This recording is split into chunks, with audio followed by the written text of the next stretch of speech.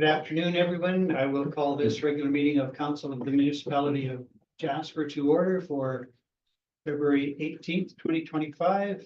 It is 1:30 p.m.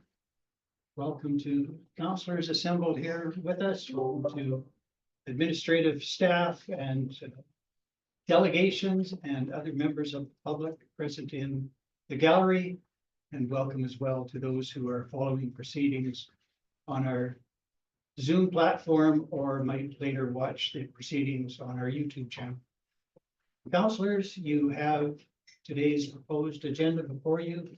Are there any errors, or pardon me, are there any alterations to be made to the agenda, either by way of addition or deletion? Seeing nothing, may I have a motion, please, that council approve the agenda for today's meeting as presented? Deputy Mayor Waxer, thank you for that. All those in favor? There are none opposed. That is carried. We have two sets of minutes for approval today. The first, the minute of the regular meeting of February 4th, 2025. Are there any errors, omissions, or corrections required to be made to those minutes? Seeing nothing, may I have a motion, please, the council approve the minutes of the February 4th, 2025 regular council meeting as presented? Councillor Kelleher-Impey, thank you. All those in favor? There are none opposed. That is carried. We also have before us for approval the minutes of the committee of the whole meeting of February 11th, 2025. Are there any errors, omissions, or corrections required to be made to those minutes? Again, seeing no hands, might I have a motion, please, that council approve the minutes of the February 11th, 2025 committee of the whole meeting as presented? Councillor Wilson, thank you. All those in favor? There are none opposed. That is carried. Takes us to agenda item 4, delegations. We have two scheduled delegations with us today, and we begin with Accurate Assessment Group Limited and Mr. Bills.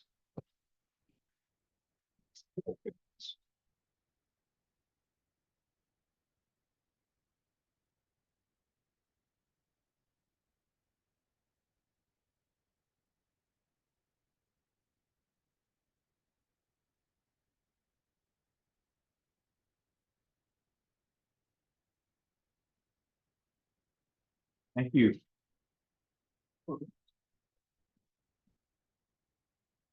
Can you hear me now? Okay. Thanks again for having us. Always a pleasure to come visit you. A little bit different conversation this year as opposed to last, I think. We discussed adding some specifics about how the fire affects things this year. And you know, you'll see in the report that I have for you today, it looks a lot like it has in the past. So I encourage you to jump in at any point if you have any specific questions, fire related or not. At the end of the day, I decided that it'd be best just to answer your questions on the fly. And if there were anything that I couldn't answer on the fly, I'll get the answer for you, rather than trying to guess what your questions might be, so to speak. But quick agenda for the meeting today. Presentation, nothing out of the ordinary again.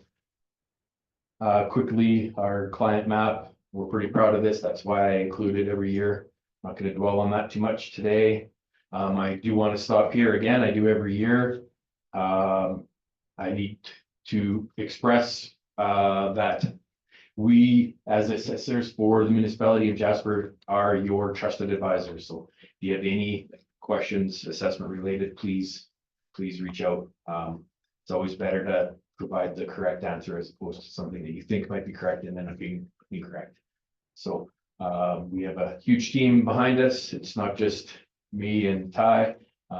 There's several staff involved in our company. Since this guy to my left decided to stick around and go through his education process, I decided to add him to the list of staff that might be involved in the assessments year over year in Jasper. 99% of your assessment work has been conducted by myself. I shouldn't say that. That's helped me on some of the rotationals here and there, but generally speaking, anything related to Jasper will come through me. So here is the real story today in terms of comparison between last year's assessment total and our new assessment total. So I'm going to just clarify a couple of things. So first of all, the date, the valuation date, as we all know, is July 1st of 2024. The physical characteristics date is December 31st, 2024. So what happens? We had a fire after July 1st. How does that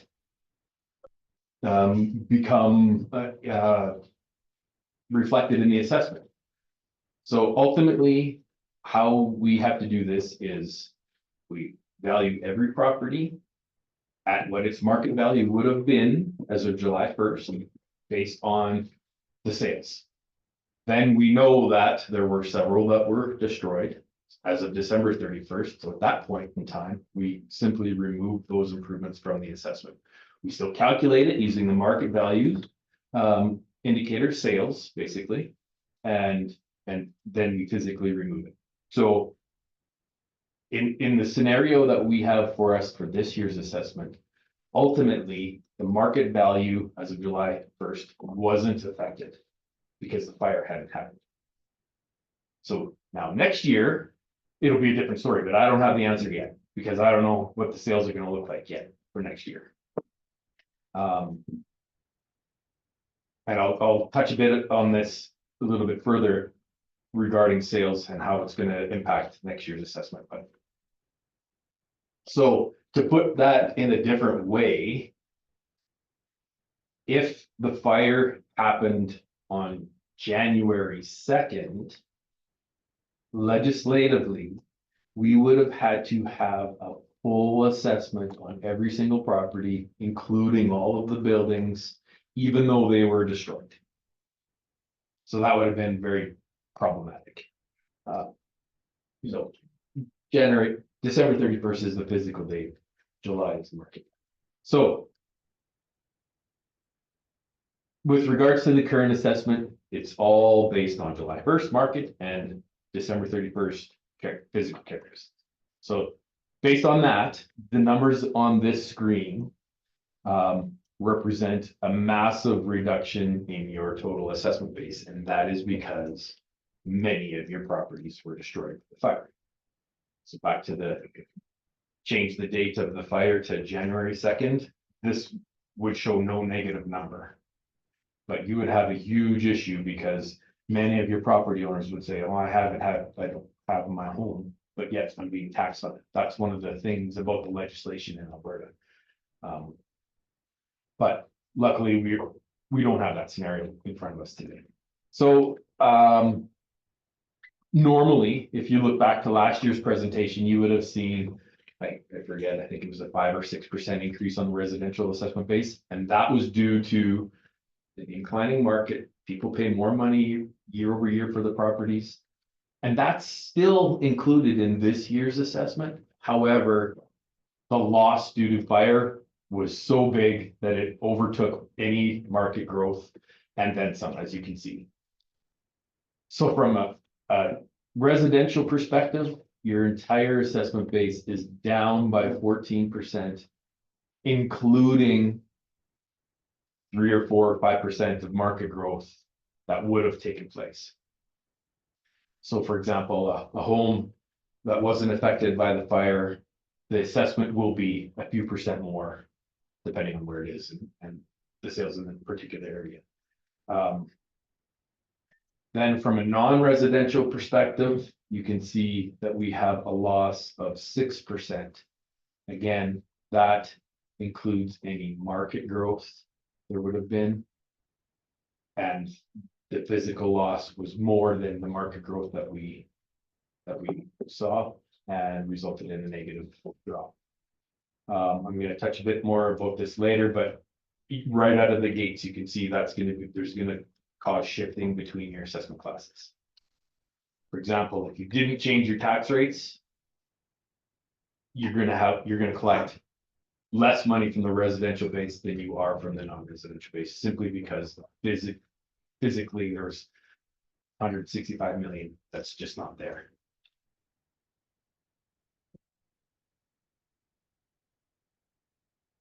On this chart, please disregard the title. It's supposed to say 2023 versus 2024. If I could Yep. apologize for interrupting. No. You did say you would answer questions. on the Absolutely. fly, And Councillor Melnick has a question. Thank you, Your Worship, and thank you for the presentation. The industrial line shows a figure in the difference, but there is no difference. We don't have the new numbers from the province yet. That's the designated industrial property, and that 129 should be zero. Once we get the new numbers from the province, the 2024 total will be different, and then there will be a balance. Whether it's a positive or negative, we don't know yet. But for the purpose of this presentation, that should be zero. Thank you, and thank you for the opportunity to jump in as we go along and instead of having to jump back 100%, and forth. yeah. Thank you. So this is just a visual to compare the 2023 and 2024 totals. As you can see, last year, the residential base was slightly more than 50% of your total. And this year, you can see it's considerably less than 50%. And again, due solely to the loss of so much of the assessment base as compared to the non-res from a percentage perspective. I always like to show this graph. It gives you a representation of the assessment classes. Historically, typically we see an increase year over year every year. Obviously, the reasons this year for the drop on the res and non-res is due solely to the fire. And this is just everything total assessment base. So this kind of gives you a better idea of properties that were not affected by the fire. So from a percent change year over year perspective, more than half of your residential properties, or taxable properties, I should say, increase between 1% and 10%. Now, if you look at the very top line, the 27%, well, that's again the properties that were impacted by the fire. So normally we wouldn't have that. That 27% would be in that 1% to 10% range, and you would have just seen the same typical increases that we do year over year. So this is just another way to show that data. Vast majority of your properties are in that 1% to 10% increase. And then the 25 to minus 25 to minus 100%, that's the properties that were lost. So a little bit of clarity on that as well. Let's say there was an assessment and it was $1 million. There's 400,000 to the land and 600,000 to the buildings, and it was a complete loss. This year, the assessment is 400,000 for the land, give or take. Right, so it's not a complete zero on that particular property. There's still land value. And sales of vacant property in Jasper aren't very common. I would suspect that over the next year or two, there might be some more, and that'll give us a pretty good idea of what land is really worth. Same idea, showing from a dollar change perspective. We're looking at like 45, creeping up to 50% that change between the $10,000 to $100,000 range. Second line, or the top two lines, would represent the properties again lost in the fire. Quick visual on that gives you an idea of the distribution. Okay, so this is a heat map giving you an idea of the percent change, sorry, the dollar change. Anything in blue is a negative assessment change. Anything in red or a shade of red is a positive assessment change. So you can see essentially everywhere in the blue is something that was affected by the fire. I'll speak a little bit to the dark red in the north. That's primarily where your hotels are situated. Most of the hotels are situated. Is it coming up right away? No, I'll just talk about it now. There's a bit, I have a slide coming on in a bit, but. So as we all know, the hotels are based on the income approach. We have a 50, 30, 20 weighting. So we weight their income, their net operating income over 3 years. And the financial information that was collected told us that in the year, the 50% year, which is the year leading up to July 1st, 2024, things were going really good. Right? Last year, I think you recall, we bounced out of COVID. Things were really showing better than they had in the few years through COVID. Well, the following year was even better. So fire aside, financials represented strong growth in the hotel sector. That translates to higher assessed values. So the hotels in the north are primarily in the red. I mean, red meaning an increase in the assessment due to that reason. Most of the hotels in town are represented by tax agents. So I have discussions with these agents before we finalize the role, just to make sure everybody's on the same page, so that they're aware there's going to be an increase, and that if you have any issues with that, bring it forward to me now. It doesn't mean they don't have the right to file a complaint if they so choose to, but it would kind of go against the agreement that we've already made based on the discussions that we've had. Anything else on this one? It's pretty self-explanatory. Councillor Demore. Okay, thank you. Thank you, Worship, through you to Mr. Birtles. Nice to see you again. This is number 17 or 18 for me and you. Like that. Just if you can, for clarification, on the area, I guess it would be south or east of the railroad tracks. And just north of S Block, we've got a big sheet of light blue, and then to the right of that, red. And just to explain the changes there, particularly the red. Sure. That is the Parks Canada property, and then there's some municipal use on that. I believe there was the new transit station is going in there. So that's showing an increase. So that's why it's red. That one particular item? Yeah. Okay, and then the decrease is in the blue area. That's, I'm assuming Parks Canada CN control? That is the main CN property. What was the decrease due to that one? I might have to look that up. Yeah, I was just wondering why there was a flux, whether it was fire related or something else. Definitely not fire related. There was a property taken out of taxable status due to non-payment of rent. Might be it, but I will certainly find that. Okay, thank you. Councillor Kelly. Thank you, Mayor Ireland. Properties that were lost, will they still have to pay that, where you go 50, 30, 20? How will that relate to them this year? So that would be, there would be 2 hotels in town and then a couple of the outlying accommodations. No. So the 50, 30, 20 is essentially an income approach.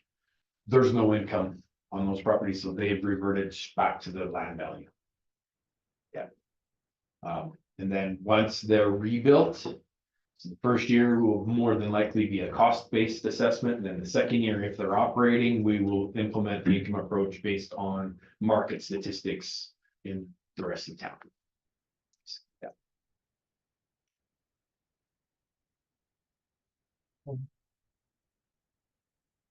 So this is just a distribution of the residential assets in town.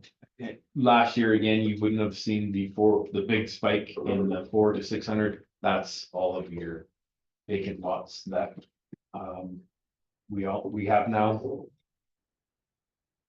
And the same idea for the non-res.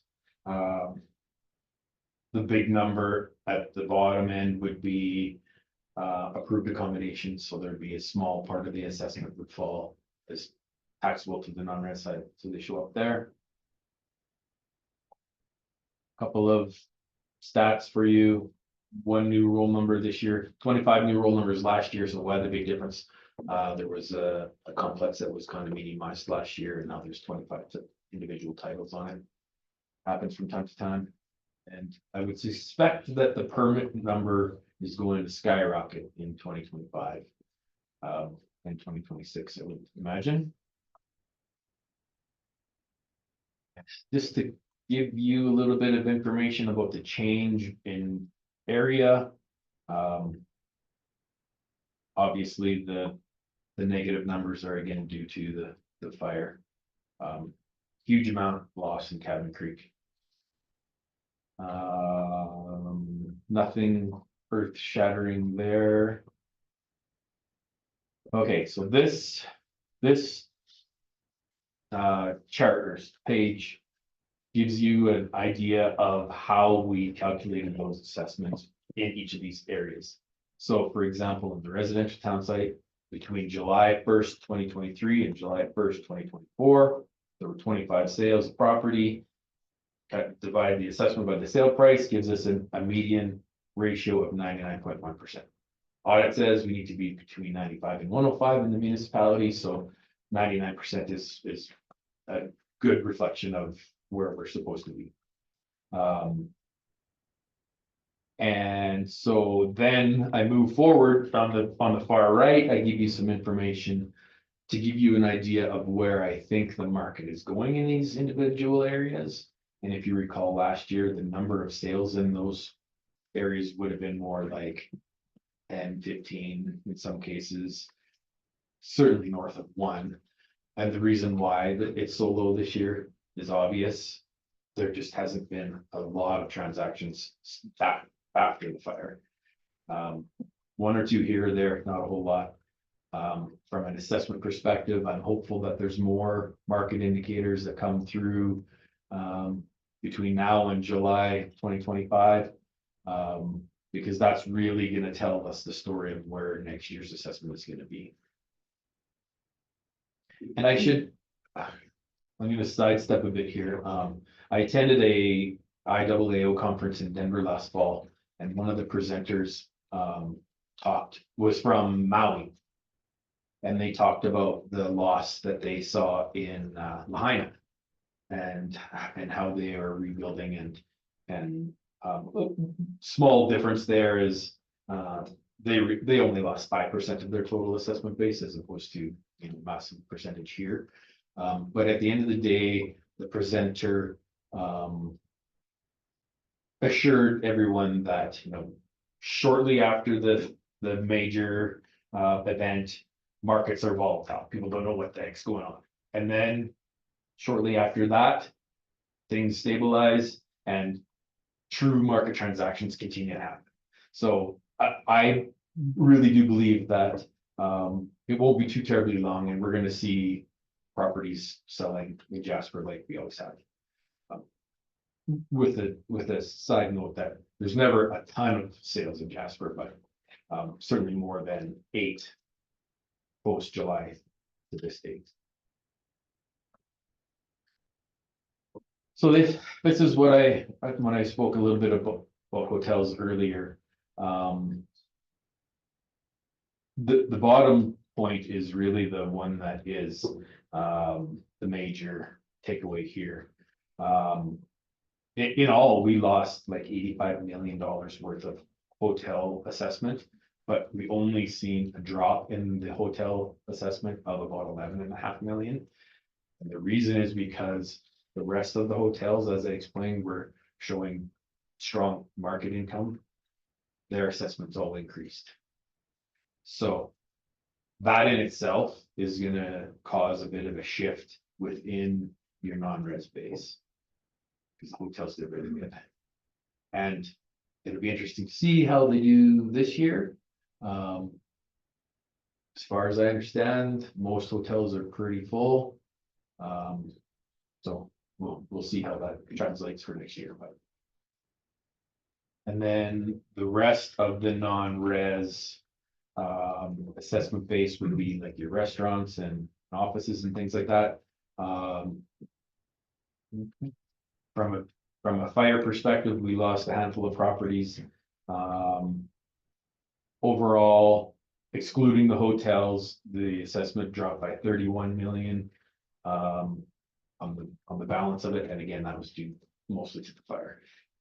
Fire aside, the rest of the non-res properties, excluding hotels, would have seen a marginal change, nothing really major at all.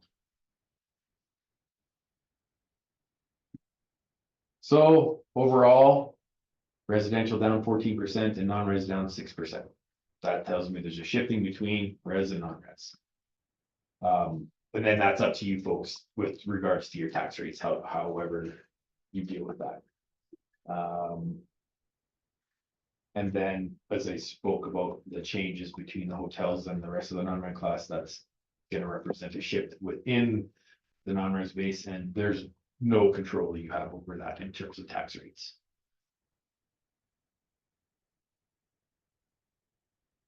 Assessment complaints, just a quick blurb. As far as I'm aware, we don't have any filed yet this year.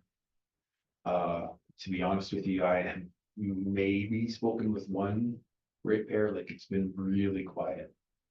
From a complaint perspective. We still have 5 or 6 weeks, I think, in the complaint period. We've been mailed for 3 weeks, well, so 60-day complaint period. Historically, complaints typically come in the last week or last day. So we'll see what happens there.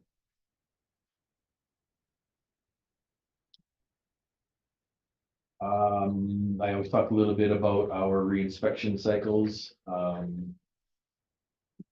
Leading up, like the plan was for 2025 to be in the Cabin Creek area, so we're gonna have to review if that's still applicable or not. It's hard to say what's gonna happen in terms of rebuilding and what the projections are for when that's gonna really kick off. So the point I'm trying to make on this page is that 2025 area might change.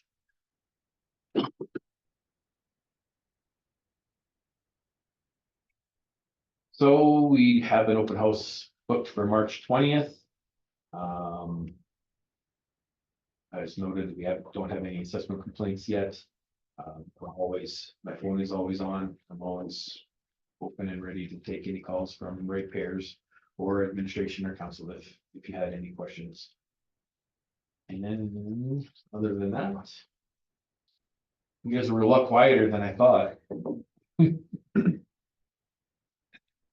Thank you, gentlemen, for the presentation. Always welcome, always intriguing. We're going to anticipate that councillors weren't perhaps as prepared to ask questions on the fly as you might have been prepared to answer, but I expect there will be some more questions now.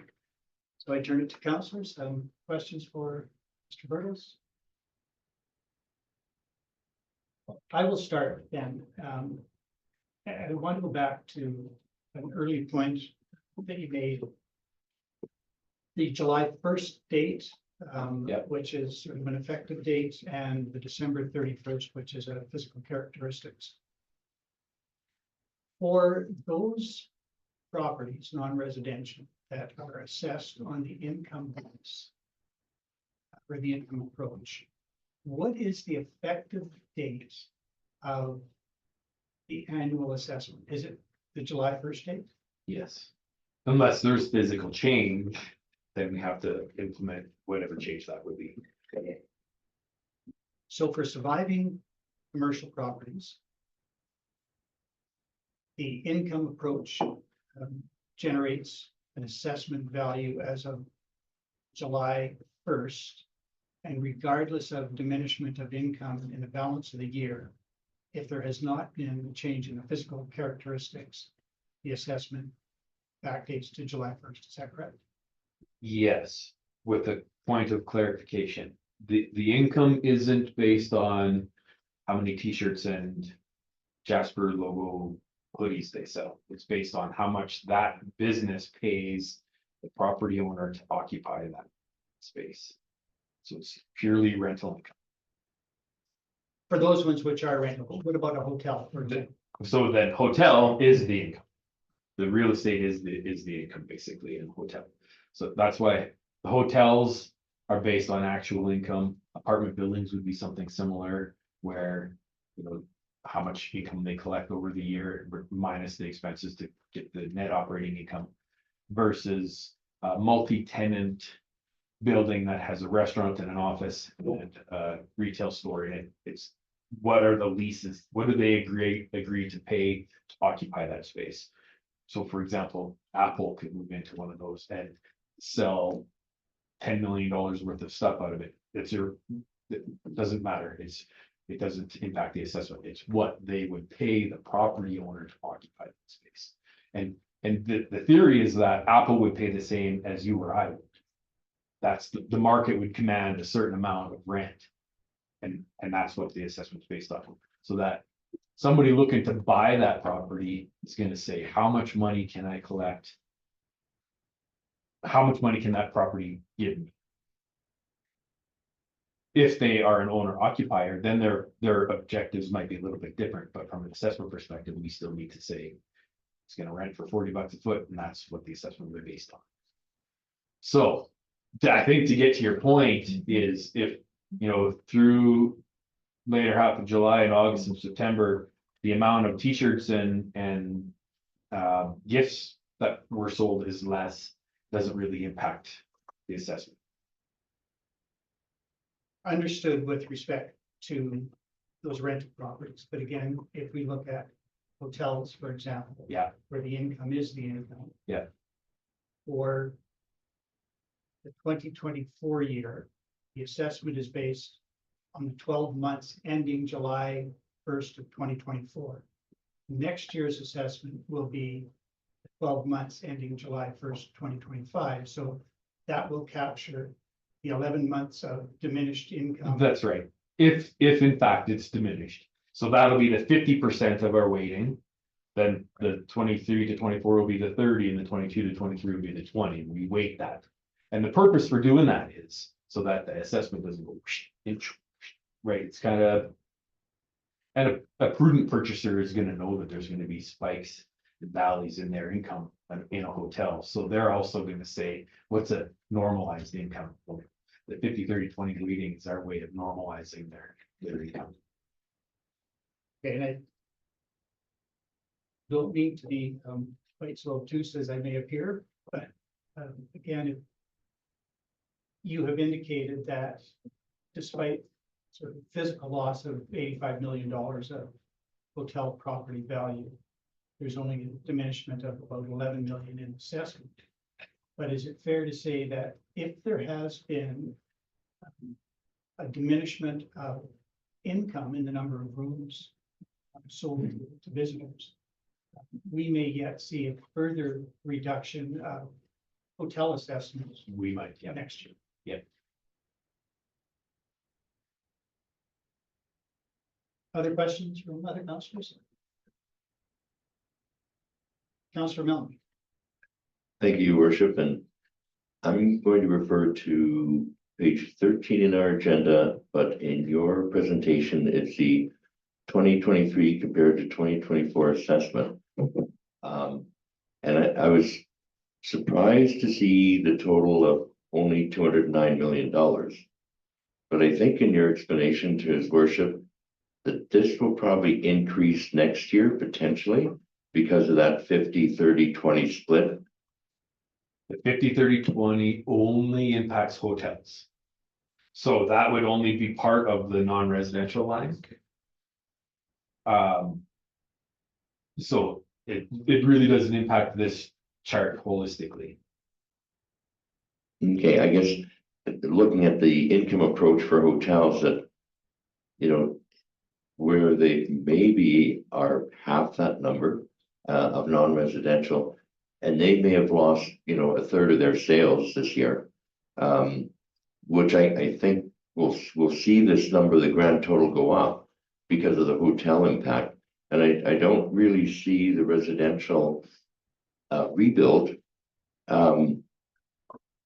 changing the assessed or the values of the residential properties. I think that number is going to potentially drop a little bit, but I'm just intrigued by the way these numbers are coming together, and it just seems that the 209 million seems low for the properties we lost.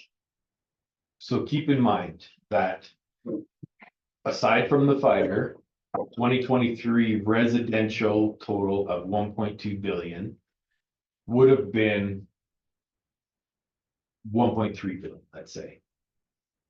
So there's a whole bunch that's unaccounted for in the 164. Like the 164 includes market inflation and the loss to physical from the fire.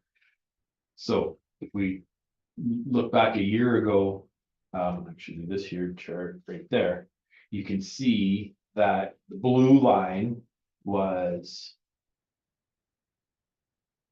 1.1 billion, and then for 2022, and then 2023 was 1.2 billion. So there's a $100 million increase in the assessment there.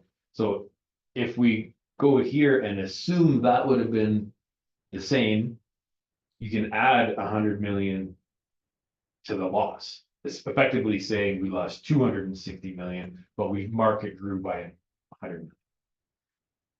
Right? Thank you for that. Complicated stuff, and you know, everyone's going to be looking at their assessments and going, how, why, and how come. Yep. So I think that'll help some individuals understanding where their assessments are. And just a last question, if I may, the vacant lands will be assessed. For example, the residential, there will be a property assessment for the land. And is that going to be, since we haven't had a lot of sales of lots, are you going to be using the land value that was assigned to that piece of property for 2024? Yes, that's basically how we have to do it if there's no sales. There are a couple of indicators that help us peg that number. Certainly not many sales. I would expect moving forward that some of our 300-400 properties that we lost might decide to sell the lot rather than rebuild. So that's going to give us a true reading of what the vacant land is worth. And then there was something else I was going to mention about the vacant. Oh yeah. So as you all know, there's a supplementary assessment bylaw in Jasper. So that means if, so the physical characteristic date aside, let's say now the rebuild starts, we have a vacant lot assessment of 400,000, let's say, and you build a home and finish the home, and that assessment is $1 million. And that date is that you moved in is say September 1st. Well, you're going to get a supplementary assessment from September that includes September, October, November, December on just the $1 million. And then next year, the assessment will be the full 1.4. And that prorated amount is based on whether it's complete or occupied. So if there's a bunch of spec homes built and they're sitting there complete but not occupied, they're still subject to the supplementary. And I would suspect that most of them will be in shortly after they're complete, but and the same would go for the non-res. If there's a new hotel built on one of the sites where we lost the hotel, supplementary assessment is potential for them as well. And if I may, one more. Say a home which normally would have sold prior to July 1, and the land may have been $750,000. And after a rebuild, the cost of replacing it might be over $1 million. The residential is based on transactions of real estate of similar properties. So would we anticipate that once you rebuild, you might be assessed at a higher rate until there's similar sales of similar homes over the following year or two? Absolutely. That's one of the reasons why mass appraisal is used in Alberta. It's, we build the calculation of what the assessment equals, and part of that calculation is depreciation. So a 30 or 40 or 70-year-old home is gonna have a massive amount of depreciation applied to it. Well, after a rebuild, that number is gone. There's no depreciation if it's brand new. And so that would be the difference. And then that property sells and it gives us an idea of what the cost plus land compared to the sale price is. And that's the key for moving forward past them. So you're right. Thank you. Thank you. Councillor DeMora. I had a lot of questions, but glad many of them got answered. And I did have my hand up right away when Mr. Bertle said that he found us a little bit more quiet before. And I remember some very active council debates going on, and you being at the end of the firing range, and you handled us very well. And my respect level for you went up during those times. So I was going to say that you are a little bit more somber than I remember you, and I can tell that you're, feeling the impact in our community and all of us here. So equally understand. What I wanted to ask was with the exempt properties, I guess we can go back to keep on this one. That represents about just over 16% of our assessed value in the community. Now, a lot of that is legislated, and does that include all of the municipal properties, and then plus the institutions like churches, Chamber of Commerce building, Parks Canada buildings as well?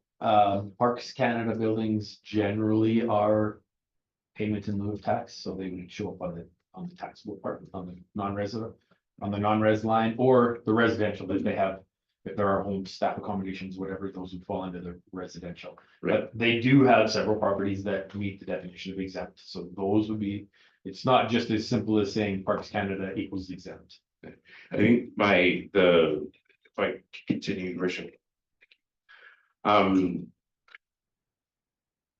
We're gonna be scraping at every angle we can for, as many opportunities as we can to recoup some revenue here. And I'm just wondering, are there opportunities that in the exempt area that are that have been instituted by the municipality as exempt, where we have the opportunity to maybe change that for buildings that are existing right now or properties for that matter? Generally speaking, exempt status is for a reason. Schools, churches, all those kinds of things naturally would be exempt.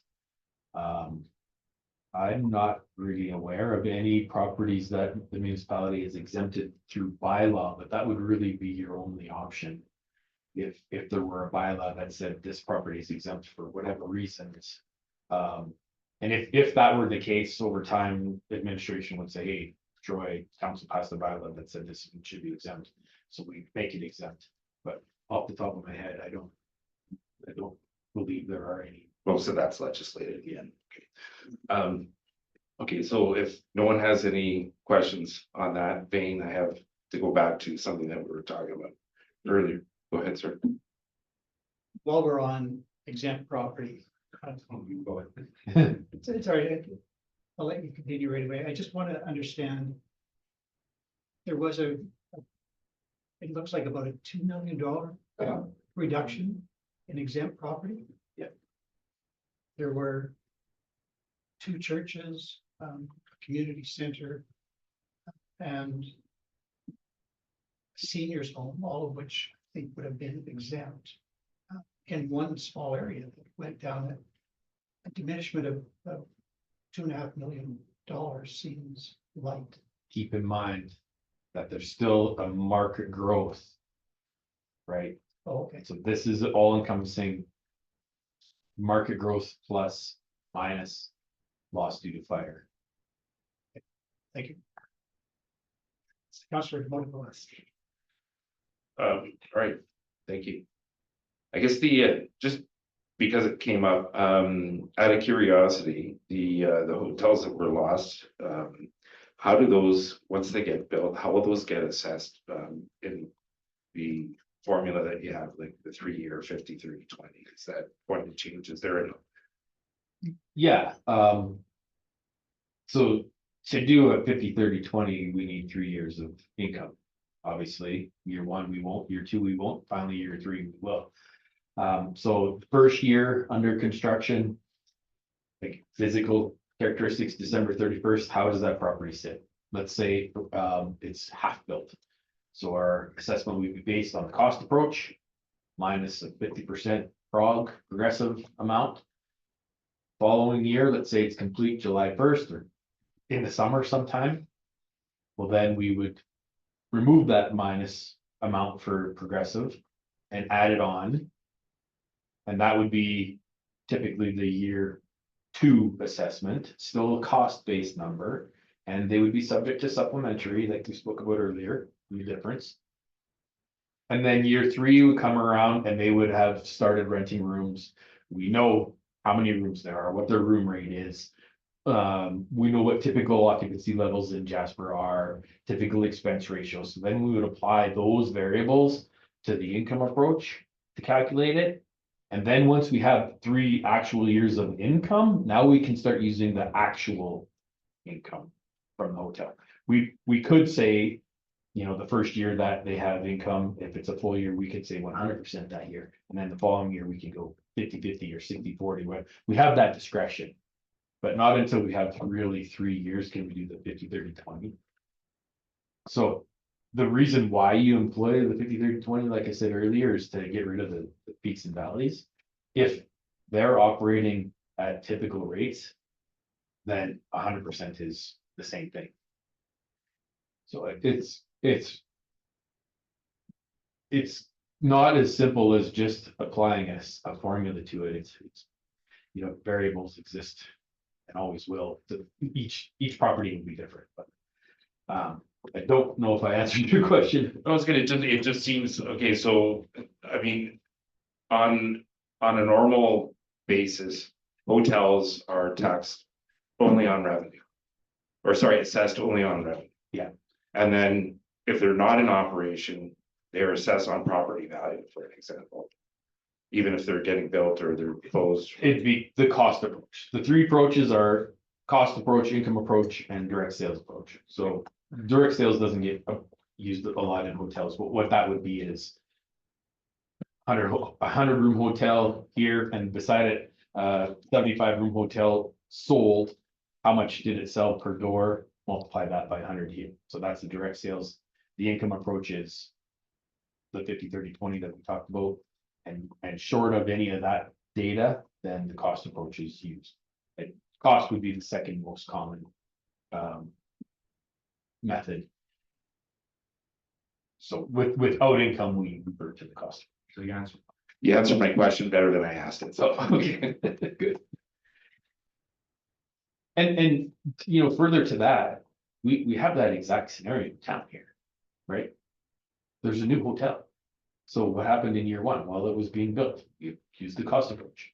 What happened in year 2? Well, they only have a partial year's worth of income, so we use the cost approach. What happened in year 3? Now they got a full year's of income when we go 100% that year, 50-50 or whatever the case is. And now we're, you know, getting to this state where we have 3 years of income, and we'll just revert to 50-30-20.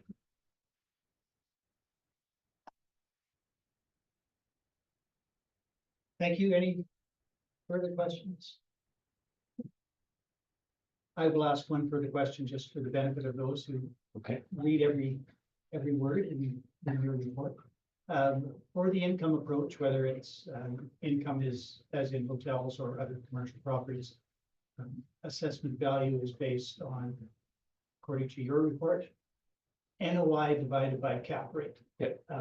Just for the record, can you explain NOI and cap rate and tell me how they are set?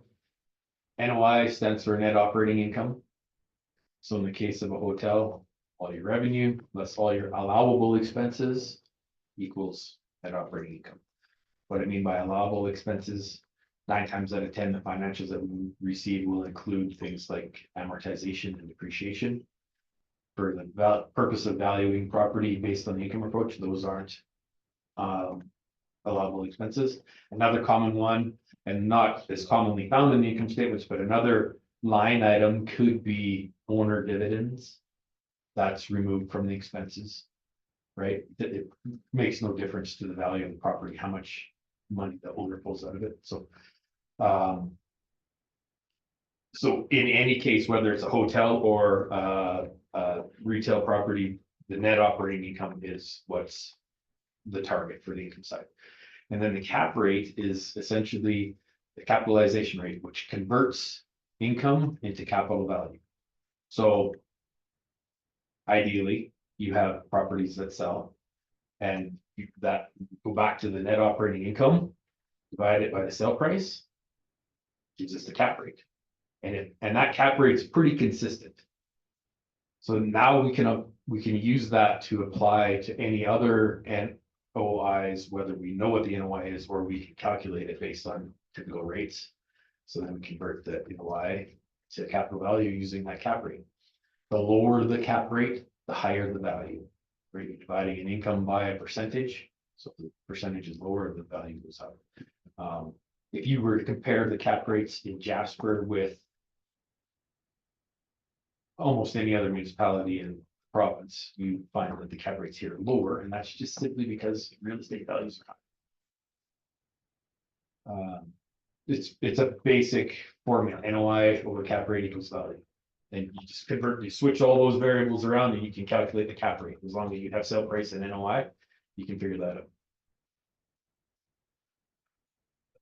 Thank you for that. If there are no further questions of these gentlemen from councillors, I will thank you again for your presentation. It's always great to have you here. I look forward to it each year. This year being significantly different, but a great opportunity to review Yeah, the core elements of assessment. and I think next year is going to be different as well, just as we learn more of the rebuild process. I do have a question. I apologize. Go ahead. I'm just finishing up. Just when you, the 5-year rotation throughout town. Yeah. You were saying that 25 is going to change. Based on the area that's affected in the community areas, is that 25 going to, and 26 and 27 going to be part of that change as well? Like you're going to have a bigger assessment rotation, I think, for the next 3 or 4 years. Yeah, I mean, I think it's going to be a hybrid approach over the next few years. I'll certainly discuss with the administration and see what we think the best plan of attack is. So normally in the 2025 area, we would have mailed out RFIs, request for information letters, to all the property owners in there to find out more information about recent renovations and things like that. Obviously, that's not going to happen to this area. So if we deem it appropriate to switch areas, we might. If we think it would be better just to concentrate on this area and do that, then we will. But it's conversations that we'll have with the administration for sure. I appreciate that. Thanks for the extra time. Awesome. Thank you both. Thank you. Councillor Melvin. Thank you, Your Worship. I think we do need the motion that council receive the presentation from Accurate Assessment Group information. Thank you for that motion. Councillor Melvin. All those in favor? There are none opposed. That is carried. That report is received. Thank you very much, gentlemen. That takes us to agenda item 4.2. We're still on delegations, and thank you for your patience. Mr. Butler, Jasper Park Chamber of Commerce.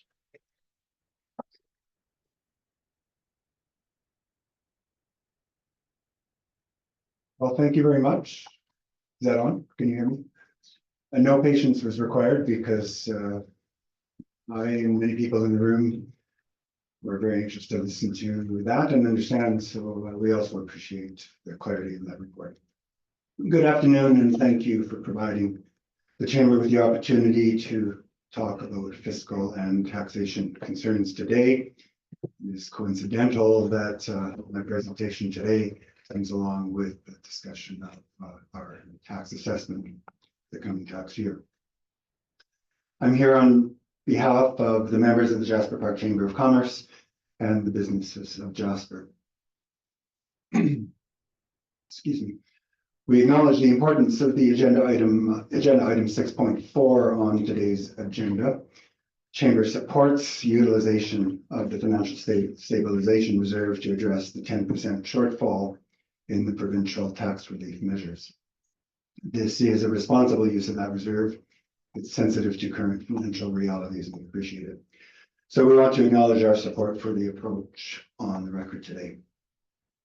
I think it's also important at this time to take the opportunity to acknowledge and express our gratitude for the tax relief measures announced on February 6th by Minister McIver and the total provincial contribution to Jasper's recovery of over $170 million to date.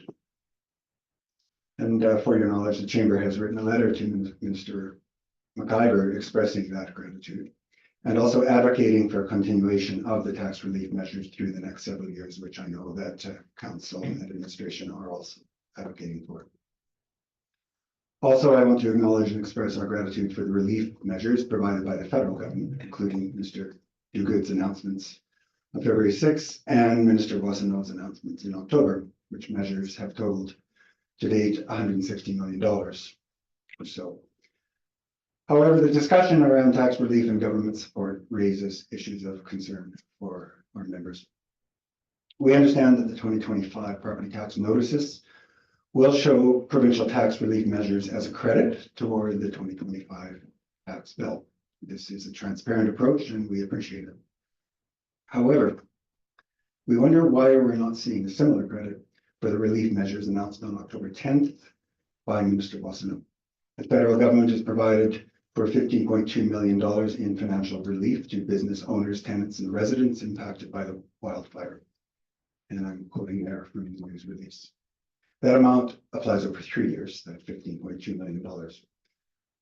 So undoubtedly, business owners expected to benefit from that relief, but it appears from today's agenda item that Jasper businesses should not expect to see a credit for that relief on their upcoming tax bill. In fact, I don't recall any conversation at Council about this relief and its effect on the budget, and we would like to understand why. We understand the 2025 budget, if implemented, as passed on December 17th, will result in approximately 4% year-over-year tax increase. However, the land rent portion of the municipal tax budget alone, if that land rent forgiveness flowed through to leaseholders as it should, would alone have more than negated that tax increase. So where the land rent portion of the budget amounted to in 2024, about 6.6% of the tax requisition last year, we feel that should have been expected to be seen as a deduction on tax bills this year. So as we see it, the effective tax increase looks to us like a 6.6% increase, where we have not seen the benefit of that land rent reduction, plus 4.7%, or something like over 11% increase year over year for this year. So from a budgetary standpoint, we feel that's neither responsible and nor is it transparent. And if we're wrong in our understanding, we'd like to understand. The Chamber recommended at budget time that Council consider reducing the budget to reflect a 0% increase, which approach we feel would be more appropriate in the current circumstance. At that time, Council debated passing an interim budget in order to bring further consideration as recovery advances. And that is not what happened. Of course, a final budget was passed. But at that time, it was discussed among Council that once passed, the budget can still be amended. And so we encourage you to do so. I cannot overstate the depth of concern about the ability of the business community to shoulder the disproportionate burden placed on it due to our asymmetrical mill rate ratio. We need a balanced municipal tax structure that does not overburden businesses. Tourism is virtually the only source of income for Jasper. So business recovery will be key, and I would say it will be the key to recovery of our community. The Chamber and our partner organizations, including Tourism Jasper, the Community Futures West Yellowhead, are advocating strongly and actively for business recovery supports, and will continue to do that. However, part of the equation has to be municipal budgeting that reflects current economic realities. Our members expect to see financial restraint on non-essential expenses during these difficult times. We also expect to see efforts to maximize alternative income potentials. We note that in the draft recovery strategic priorities on last week's agenda, there is in fact no mention at all of expense reduction or austerity relating to recovery, nor was there any conversation among council about those issues at that time. Economic contraction over the next few years is inevitable due to multiple related factors. We will see reductions in visitor accommodations, services, and attractions. This will lead to reduced visitation. We will have severely limited staff accommodations, likely resulting in businesses needing to throttle their operations and reduce their income. As we saw today, there's a considerable loss of assessment base, and we will see reduced population over these next years. These factors will affect the ability of businesses to shoulder the looming tax burden. So our tax assessment is shrinking. Our ability to pay is declining, yet the budget is growing. Jasper Park Chamber of Commerce members strongly believe that budgetary restraint is essential and that austerity measures are required.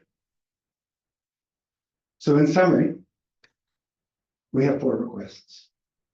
Utilize the financial stabilization reserve to mitigate the impact of the 90-10 ratio built into the provincial tax relief measures, as outlined in the RFD in front of you today. We'd like to understand why leaseholders will not see a credit reflecting the federal land rent relief announced in October. We request that council revisit the 2025 budget to reduce expenses and lower the tax burden on businesses. And we ask that you begin a process to balance the municipal tax structure to provide greater equity and prevent overburdening the business sector. Our members appreciate the opportunity to speak to you today. We remain committed to being valued partners and participants in the recovery and the rebuild of our community. That concludes my presentation. Thank you. Thank you, Mr. Butler. Appreciate your presentation, and want to take an opportunity to thank you for your letters to the provincial government, Minister Kyber in particular. Appreciate that. We appreciate your continuing support as we ourselves advocate for continuing assistance from provincial government and from the federal government. So thank you for your alignment on that. Councillors, questions for Mr. Butler? As councillors think, I did listen intently, but I might have missed some words. Are you able to make your presentation available to us electronically? I will be able to do that. Yeah, thank you. Thank you. Appreciate that. Councillors, questions? Go ahead, Councillor Wilson. Thank you for the presentation, Mr. Butler. Could you speak further to what services the chamber would support reducing? When I requested back in December that council consider a 0% increase, I mentioned a couple of items. I mentioned them then.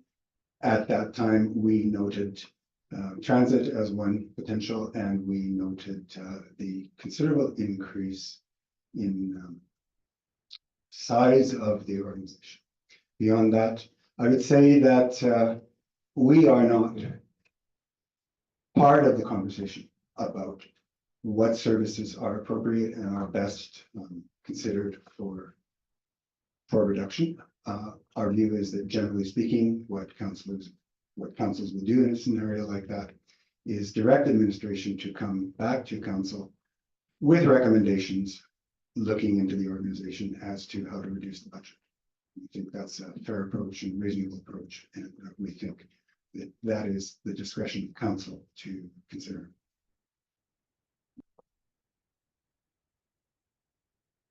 Thank you for that. Other questions? Councillor Mellon, go ahead. Thank you, Your Worship, and thank you for the presentation. I do want to perhaps clarify the $15.2 million was not directly to the municipality of Jasper. It is directed to all the businesses in Jasper National Park, going from Mayette Hot Springs over to the businesses that were lost in the Icefield Parkway. The various attractions operate outside of the municipality. And I believe our portion, and I'd look to administration, our forgiveness is someplace in excess of 700,000, but under 800,000. So we, out of this 15.2 million, will really only receive between 2.3 to 2.4 million over 3 years of a reduction of expenses. The vast majority of that other 15.2 million in financial relief are for business owners and tenants elsewhere throughout the park as well. So just for clarity, 15.2 is not just for the town of Jasper. Thank you, Councillor, for allowing me to clarify. We're certainly aware of that. Where I referenced the potential 6.6% decrease that we might have expected to see, that was based on that, I think it was $750,000 or $60,000 of land rent on that line item in 2024. So we are aware that only a portion of that applies to Jasper, and that $15.2 million was the overall announcement that I quoted, but we certainly realize that only a part of that, maybe actually a fairly small part of that, applies to land rents within the town boundaries. We are in fact clear on that, and the way I framed that might have suggested otherwise, but we're clear on that. Well, thank you for the clarification, and appreciate that, and appreciate again the Jasper Park Chamber of Commerce coming to council with suggestions and opportunities for us to review our budget. And of course, now we have a little more clarity from the provincial government as to what funding we'll receive. Back at the time, I think when we passed that budget, we were still in a state of suspense. So obviously now we have a lot more clarity that we can work towards. Councillor DeMota. Thank you very much, through your worship, to Mr. Butler. Thanks again for coming forward today. And I always appreciate having you in front of us. Just a clarification again on the October financial contribution that the federal government was promising. And Councillor Melick and both you, Councillor Melick, came to an understanding of what that 15 million represented. Is that the October money that you're talking about, that you're asking for clarification on? You said there were two different announcements. So the original announcement in October by Minister Boissonnault, I just want some clarification on the clarification you're asking for when that money that was promised as in relation to our budget. Sure, I think I understand the question. I referred to two announcements. One was the recent announcement by Minister McIver for the tax relief package. I don't have the number of that in front of me, but that of course is the subject of, or at least the impetus for today's RFD. And then I talked about Minister Boissonnault's announcement where he referenced $15.2 million in land rent relief, a portion of which applied to the community, about $760 or something $1,000 annually. And what we're looking for clarification on is why the province's tax relief measures are being positioned as a credit on the 2025 tax bills, whereas the federal announcement amounting to about 700, I'm saying 760,000, it might not be exactly that amount, why that amount is not also being flowed through for the benefit of leaseholders.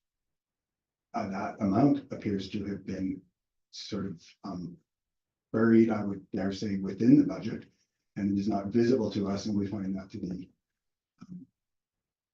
we'd like to understand why that is, and whether we can in fact expect to see the benefit of that reduction. I appreciate you making an effort to understand my question. That's exactly what I was asking.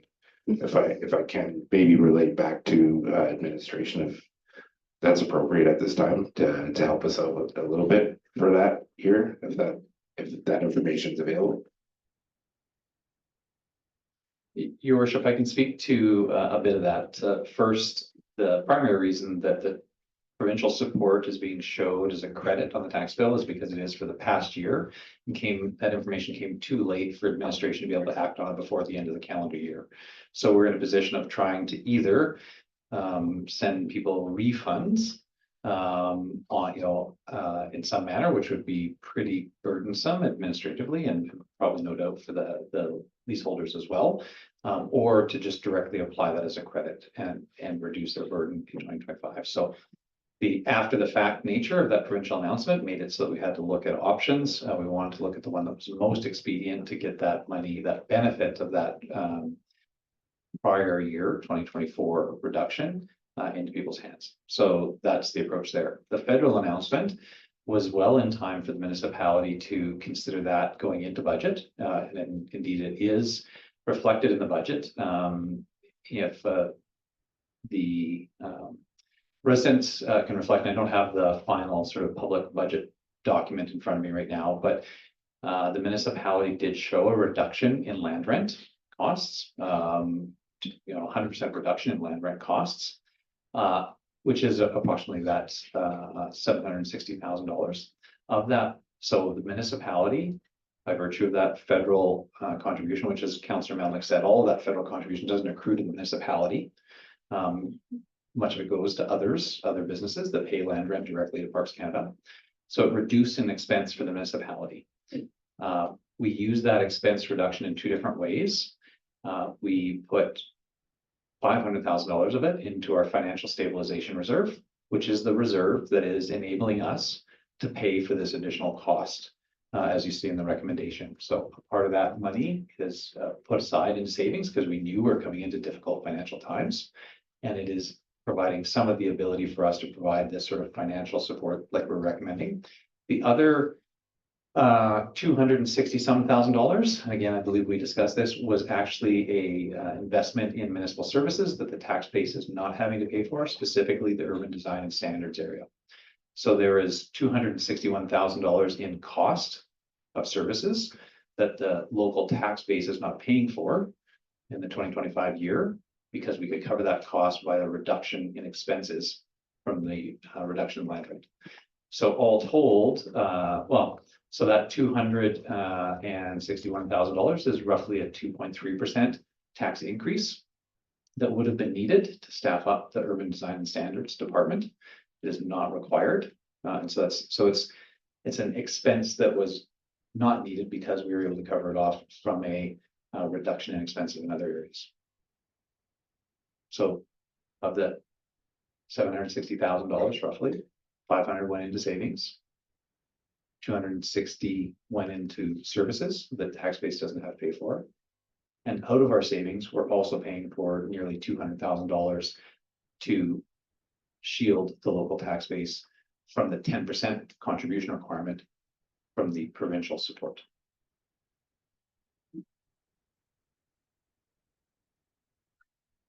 Thank you for that, Mr. Given. Any other questions for Mr. Butler? Go ahead, Councillor Hall. Thank you very much, Mayor Ireland, and I too appreciate, Mr. Butler, that you come to meetings each week and your commitment to the business community in Jasper. I have a couple of questions, I think, for administration. We applied for financial stabilization money. We got it for 2024. We'll apply again for 2025, I'm assuming. Your worship, for Councillor Hall, yes, we have already made that request. We made a multi-year request to the province. And because of their provincial sort of budget guidelines, they can't announce what's in a future year budget until the legislatures pass the budget. That was the indication anyways that we received from the province when they told us about the 2024 funding. We expect to hear back from them in early March after the provincial budget is tabled in late February. And we'll hear back from the province before we set our mill rate. I think it's usually is about after that. Well, the 2025 financial stabilization, yes, yeah, that's correct. The province understands the timelines for mill rate setting and the regulations around that, and we should be able to manage it if we receive information at the, at the very early part of March. If the province doesn't fund that portion of our request, what would it, I can appreciate if you don't know this and maybe I ask for it to come back, but what would that look like in a shift to commercial taxpayers, like in a percent why? I don't know if that's something you can do on the fly, but that is a question I have. Your worship, for Councillor Hall, I'm actually gonna have to defer on that one. I think that's a number I may have known, but it is not sticking in my brain right now. It's something I could come back to council with for sure.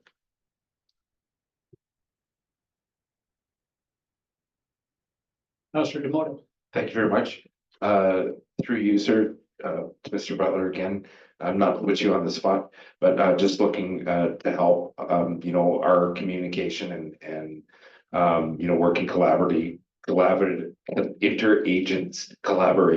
agency collaboration, I think is what I'm trying to discuss and opportunities there. Now, when it comes to discussing, what services and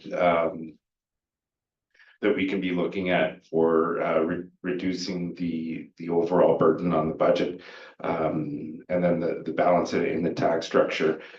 Do you think that there are opportunities within the Jasper Partnership Initiative to discuss those collectively and bring those things forward? Because I think I understood that, the chamber wants to have some recommendations and an opportunity to say, what types of services that they would think are a priority to the community and maybe some that, should be considered in pausing or pushing back to future dates to help relieve our growth through the recovery. Just looking for opportunities to have some active involvement other than coming forward at budget time. Because you are asking for us to revisit the budget, correct? I think if the municipality, there is, I believe, on council representation and administrative representation on the Jasper Partnership Initiative. So I think if council felt it was appropriate to bring that discussion to the JPI, then certainly we'd be happy to engage. I hope that answers your question. Yeah, just if we're gonna be asked to review, services in the community and the chamber wants to make recommendations, I think I understood that there seems to be a lack of involvement by the chamber as far as working with the municipality goes, and I'm just looking for where we can bridge some gaps.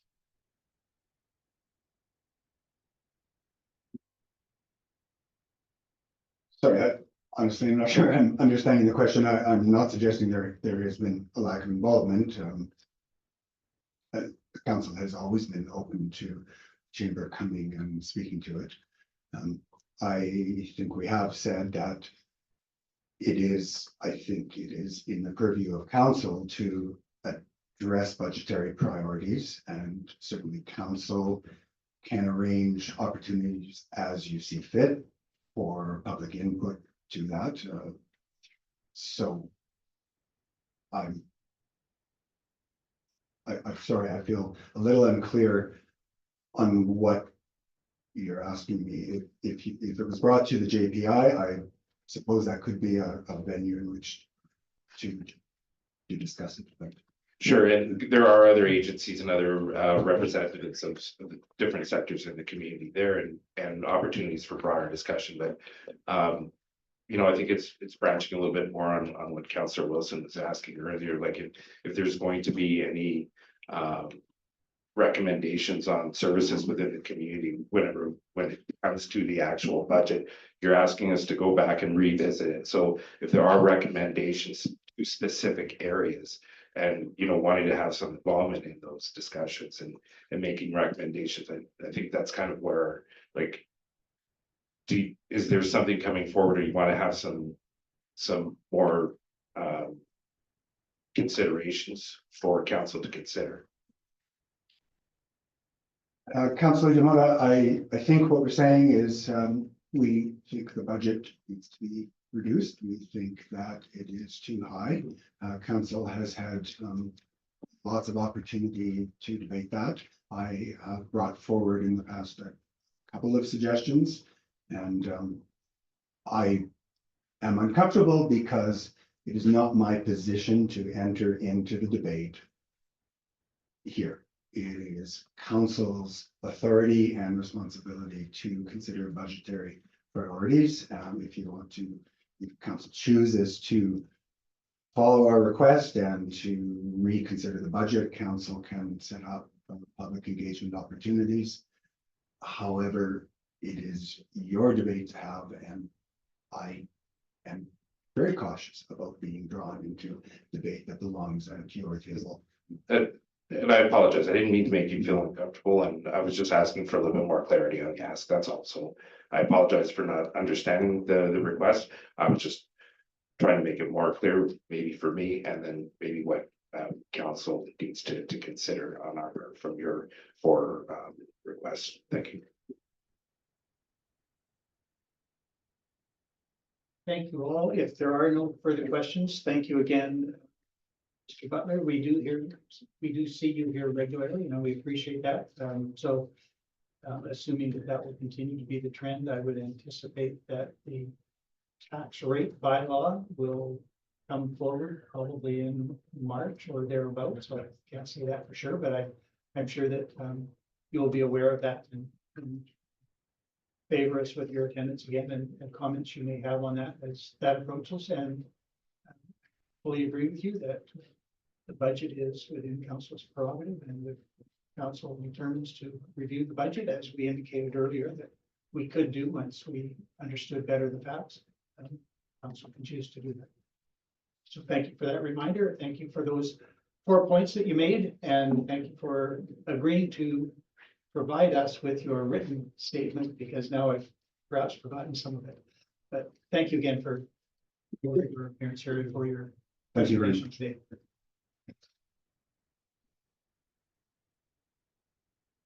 Before we leave agenda item 4, delegations, we do recognize an opportunity at this time for members of the public to address council with respect to any matter on the agenda.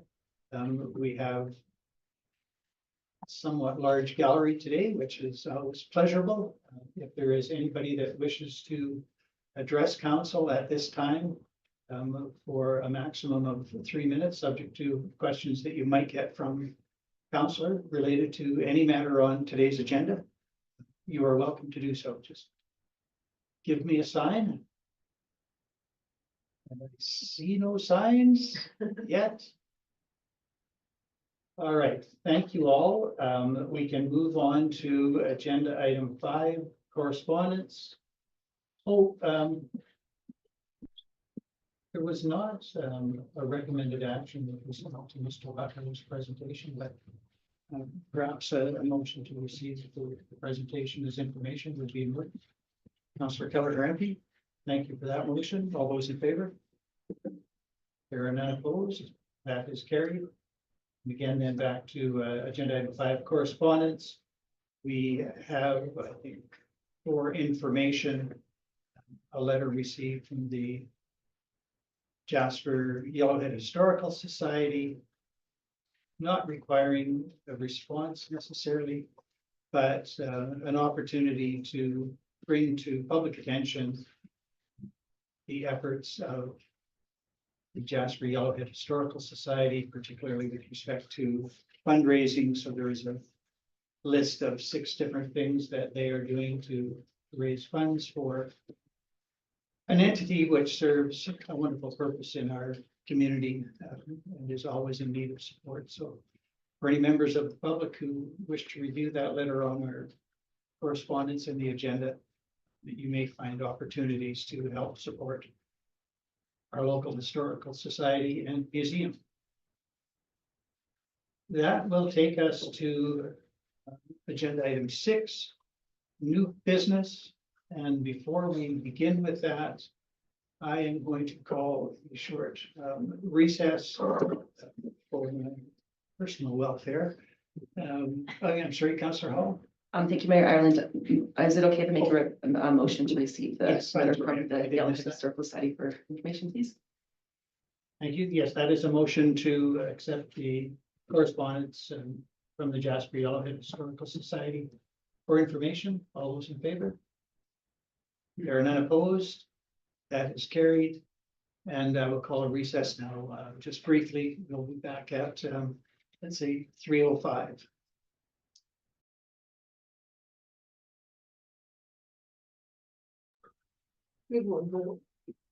Right, we are reconvened. Apologies for the indiscreet manner of calling us back into order.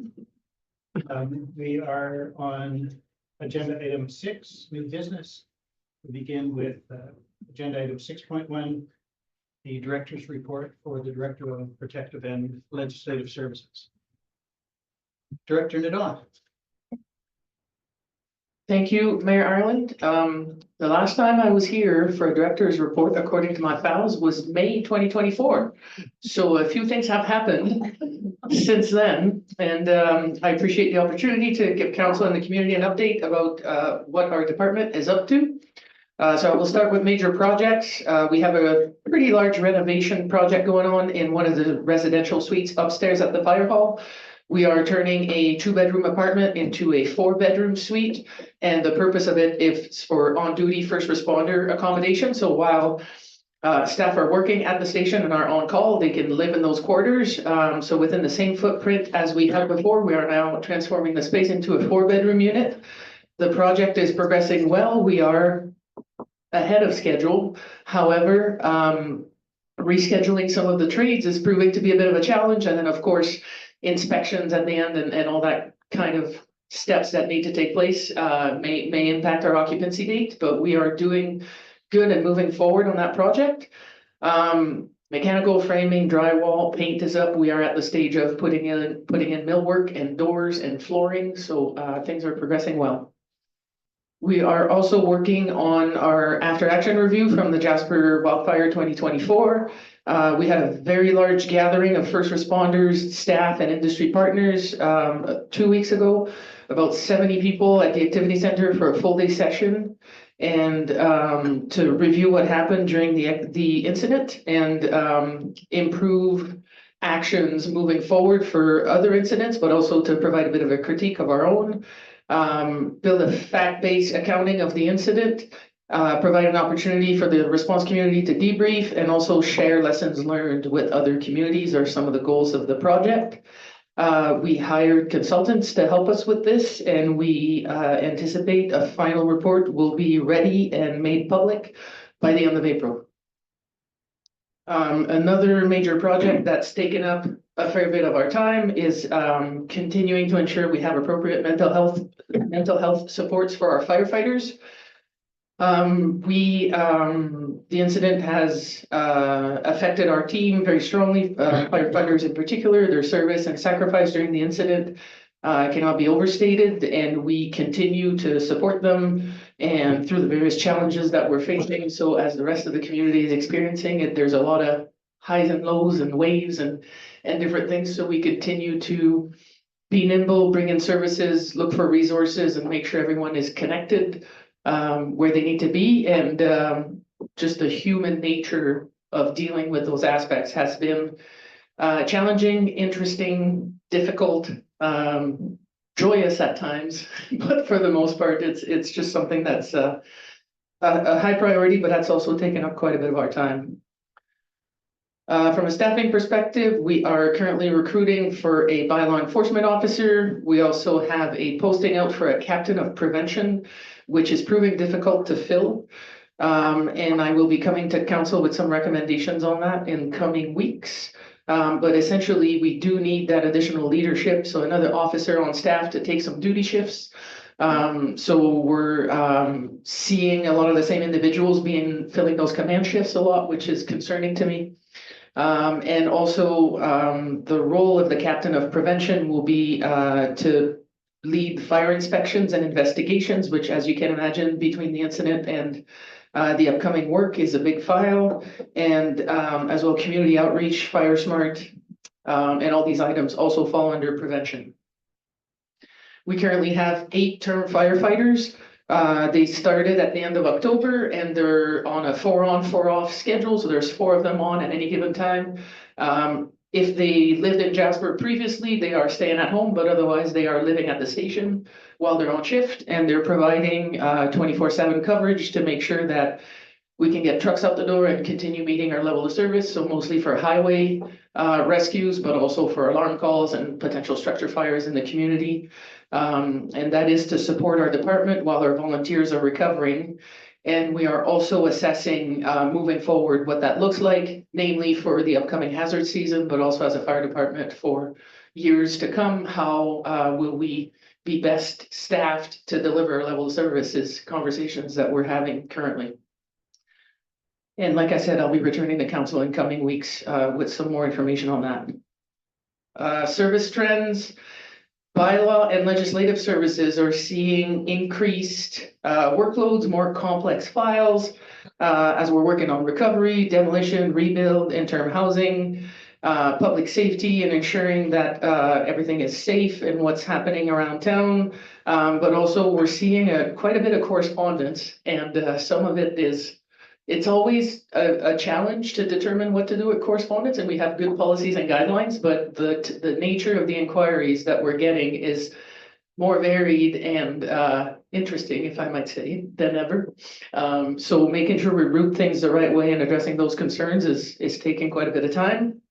And we're also working closely with the JRCC and urban designs and standards to make sure that the areas where our service provision intersects, that we work together, find solutions, and try to provide good services for the community. And lastly, on communications and engagement, there will be a municipal election this October. I was appointed as the returning officer with Emma as the deputy or substitute returning officer, I believe is the correct term, for the election. And so we are making sure that we are meeting all the new legislative requirements from the province. So the Local Authorities Elections Act was updated last year.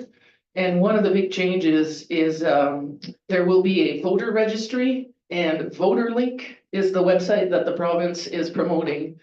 So residents will have to, are encouraged to register in advance. So to go to that VoterLink website and make sure they are registered and they are on that document. And that will facilitate them being able to vote on election day or at advanced votes. You still will be able to vote if you're not registered, but it will be a bit more of a process when you show up to vote if you haven't registered previously. So we haven't released any information on that yet. We're monitoring what other communities are doing and following best practice there, but you can expect that that will be one of the communications items that will come out regarding the election soon. And that's the highlights. Thank you. Thank you, Director Donovan, for that report. Questions from councillors? Councillor Kelly. Thank you, Mayor Ireland, and thank you, Director Nadon, for that report and for all you have done this past year since we've seen you in May. You are outstanding. I just have a question on the captain and prevention just for the department. Is this the new position, or is this a position that we need, that we have someone else had, they moved on and we have to refill? Mayor Ireland, through to Councillor Kelleher MP, this is a new position which we pitched after the incident at the same time as the term firefighters. So it is funded by DRP, the Disaster Recovery Program. It is a position that we had in the books for future years, but that we need sooner, and not being able to fill it is causing a lot of challenges. But so it is a second captain position. So the established full-time positions in the fire department are fire chief, deputy chief, and then captain of training and prevention, which was showing challenges before the incident. And so splitting training and prevention into two separate areas is where we're going with this. We were planning to pitch this to council for the 2026 operating budget, but after the fire, we felt it was important to bring it in, one for inspections, but two for leadership of the firefighters, the term firefighters, namely, and just generally speaking of the fire department. So it is a new position, currently funded by DRP, but one that we had in the books, just hadn't quite gotten there yet. And do you think it's due to salary competitiveness, or no housing, that you're finding that it's hard to fill this position? Thank you for the question, Councillor Kelleher MP. Fire positions are in high demand across the province. They are highly qualified. I don't know that you can compare them to trades, but it's a similar challenge. Hiring for those qualified positions is difficult. We are open to training and bringing up to speed someone who would be a good candidate who might not be completely qualified just yet. But definitely wages have to do with it. Accommodation is harder than ever, so that was always a challenge, but now there's even less housing than before. Like I said, we do have the ability to offer housing at the station, but it is while you're on duty, because we need the space for the next crew when they come in. So anyone with a family or who would want to move here permanently, it wouldn't be appropriate for that. And also, I'll save some for coming weeks. You can expect a report on this agenda, the upcoming agenda for next week, about the challenges we're facing here and a change that we'll be bringing to council that we think would help us fill that position. Great, thank you for that. Councillor Hall. Thank you, Mayor Ireland. Just on that topic, are we on par with how we pay in the province? Are we average? Mayor Ireland, through the Councillor Hall, that's a bit of a difficult question. So in specific areas, like the trades, like wastewater operators, like fire, we are not very competitive with those wages, but I would say that applies to the municipality as a whole. So it's almost more about, in some management positions, we see that also. Captain is a unionized position. We have already reviewed where it sits on the grid, so we felt like the wages were not where they needed to be, so we worked with HR and we actually managed to bump it up a couple steps on the QP grid. But generally speaking, we're not very competitive compared to, you could go be a captain in another department in another town and make quite a bit more money. Thank you for that. I also do have a question. The 2-bedroom residential suite that's being converted to 4-bedroom, for first responders, are we talking paramedics, just fire crew, like our fire crew, or who would stay in those 4 bedrooms? The unit that's being renovated currently is leased to Associated Ambulance, so that's its purpose.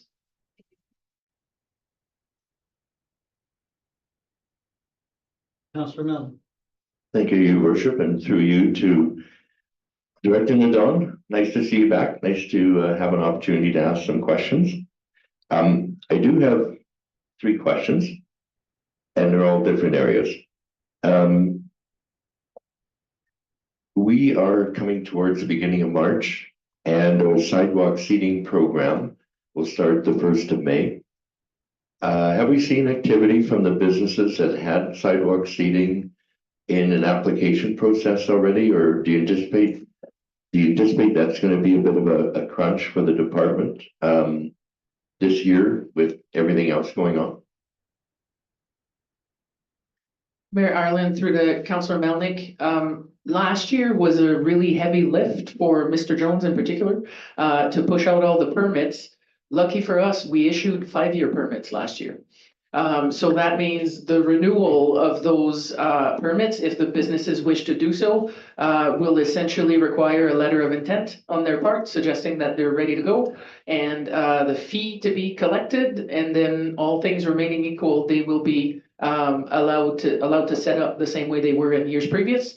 And if they do not wish to proceed, then they only paid for 1 year last year, right? So they have a permit for 5, but payment is annually. So if for some reason they decided not to, that's also an option.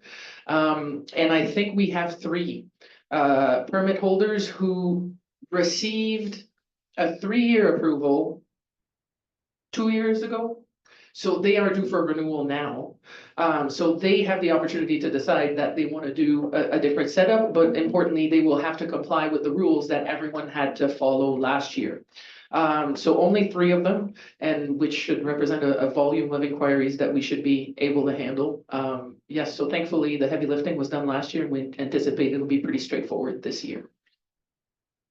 Thank you for that. I appreciate it. And the folks that are able to do their sidewalk seating, I'm sure are going to be looking forward to doing that this year. And unfortunately, some of the businesses that had sidewalk seating and don't have a business anymore. Very unfortunate for them, but I'm glad that we did the 5-year program last year to simplify things so much. The second question I had is, we're due to go to our paid parking again, and it doesn't relate to necessarily the downtown core per se, but talking about parking, and we had a relaxation on campers and motorhomes for residents. And I'm wondering if we've had any thought as to that for the summertime, or if that will come to council again. We were allowing parking on the street for residents. And of course, as we're rebuilding, I think, we'll need to revisit that particular part of the bylaw. Thank you, Councillor Melnick. I think the way we proceeded last summer to allow the exemption, we didn't want to modify the bylaw at that stage, so council gave direction to administration around service standards is how we approached it. We didn't want to request direction on enforcement, which would sound a bit counterproductive. Anyway, we found wording to make it happen, essentially. And then that ended in the fall when the need for snow removal and other activities on roads were required. And we've worked with users who were displaced in some way, shape, or form to have access to off-street storage for their RVs. This relates to a report that my colleague, Mr. Ireland, brought from the GRCC a few weeks ago about how to use parking lanes, parcels, and I think we have a direction from council to come back with any required legislative changes around those changes. And I think a conversation's in order administratively between the GRCC and Protective Services, and to be sure that we're aligned in what we're looking for there, and coming back to council with those legislative requirements. Having that said, I'm not sure where it leaves the RV parking on the street discussion, so we can, maybe Mr. Given can speak to that. Yeah, your worship, for Councillor Malik, you referenced specifically the actions the municipality took to enable residents to be able to stay, in the town site on public roadways in RVs. And at the time, there were no other options available. Parks Canada has, as I think council is aware, is working to make some sites available at Whistler's for, sort of 5-6 months sort of occupancy. I believe there's up to 70 some sites that they're looking at making available. And so I think we would want to see if that might be a better option for those residents rather than being in the town site in the busy summer. That's a conversation that's yet to be had, but there are options coming on stream that weren't available last fall. Thank you both. And if I may, my last question relates to the election in the fall, and we referenced voter link. And I see Minister McIver will need to make some legislative changes so that residents who were here before the fire could vote. And I'm wondering how we'll handle residents who are residing outside the municipality and outside the province. According to my reading of what the minister intended, is that if there are residents that are still intending to come back for a rebuild, that they should be part of our voter roll. And I don't know if there's been any conversation with the provincial election organization yet. Mayor Ireland, through to Councillor Melnick, I also saw the news coverage on the minister's announcement. We, administration, is connected with the staff at Elections Alberta, and in relation to the voter registry, there are a few legislative requirements as well. So we just entered into a data sharing agreement with the government, which is a step towards that. And my current understanding is that the voter registry is actually quite timely for our circumstance, and it will allow residents to register, and you can only register in one jurisdiction. So even if you're displaced, you can still declare yourself a Jasper resident through the registry. I don't have the details on how that's all going to unfold. And I think the current Local Authorities Elections Act might be a bit subject to interpretation. My first review of it suggests that we might be able to accommodate residents voting anyway. Now, whether changes are required or not from a provincial perspective is something we have to explore with the staff at Elections Alberta. And but in any event, it's great to know and comforting to know that there is political support for that change to be implemented. And we will work with the Government of Alberta staff to ensure that everything's in place. But yes, that is very much what we're working towards is that anyone who was a Jasper resident and wants to continue being a Jasper resident is eligible to run for office, but also to vote. Thank you for that, and I appreciate this is still very much in its infancy as to what the details will be. Thank you. Deputy Mayor Waxer. Thank you, through you, Mayor Ireland, to Director Nadal. Did I hear in what you said that then people would have a choice? If, say, they were living in Calgary for the last 8 or 9 months, they would have a choice of registering themselves as a voter in Jasper or registering themselves as a voter in Calgary, but not both. Is that correct? Mayor Ireland, through to Councillor Waxer, I would hesitate to put any sort of certainty on that statement at this stage until we really get to the bottom of it with our counterparts at the GOA. But essentially, your understanding of what the register does, however, is accurate. So you can only register to be a voter in one jurisdiction. And when I say my review of the act leads me to believe that we might have leeway in the existing legislation, is that there is wording in there about being temporarily displaced, which I would argue is the case of someone who lost their homes and can't be here now, but has intentions of returning. How we would prove the eligibility of someone like that is one of the details that I don't have. I can see how, you know, for property owners versus for tenants, that might be we might need different avenues to verify their eligibility and things like that. But yes, that is what I meant by the registry will help. Is it the solution? I'm not 100% sure, but that's how I view things currently. Yes. Thank you for that. Other questions for Director Nadal?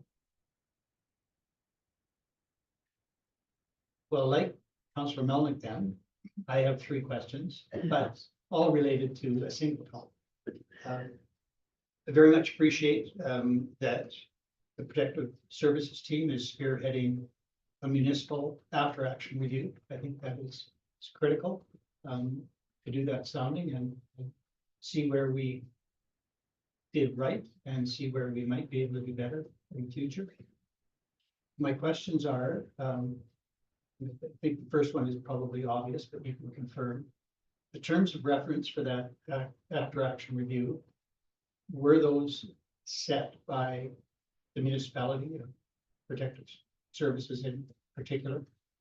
Secondly, are other levels of government involved, or is this simply restricted to a municipal after action review?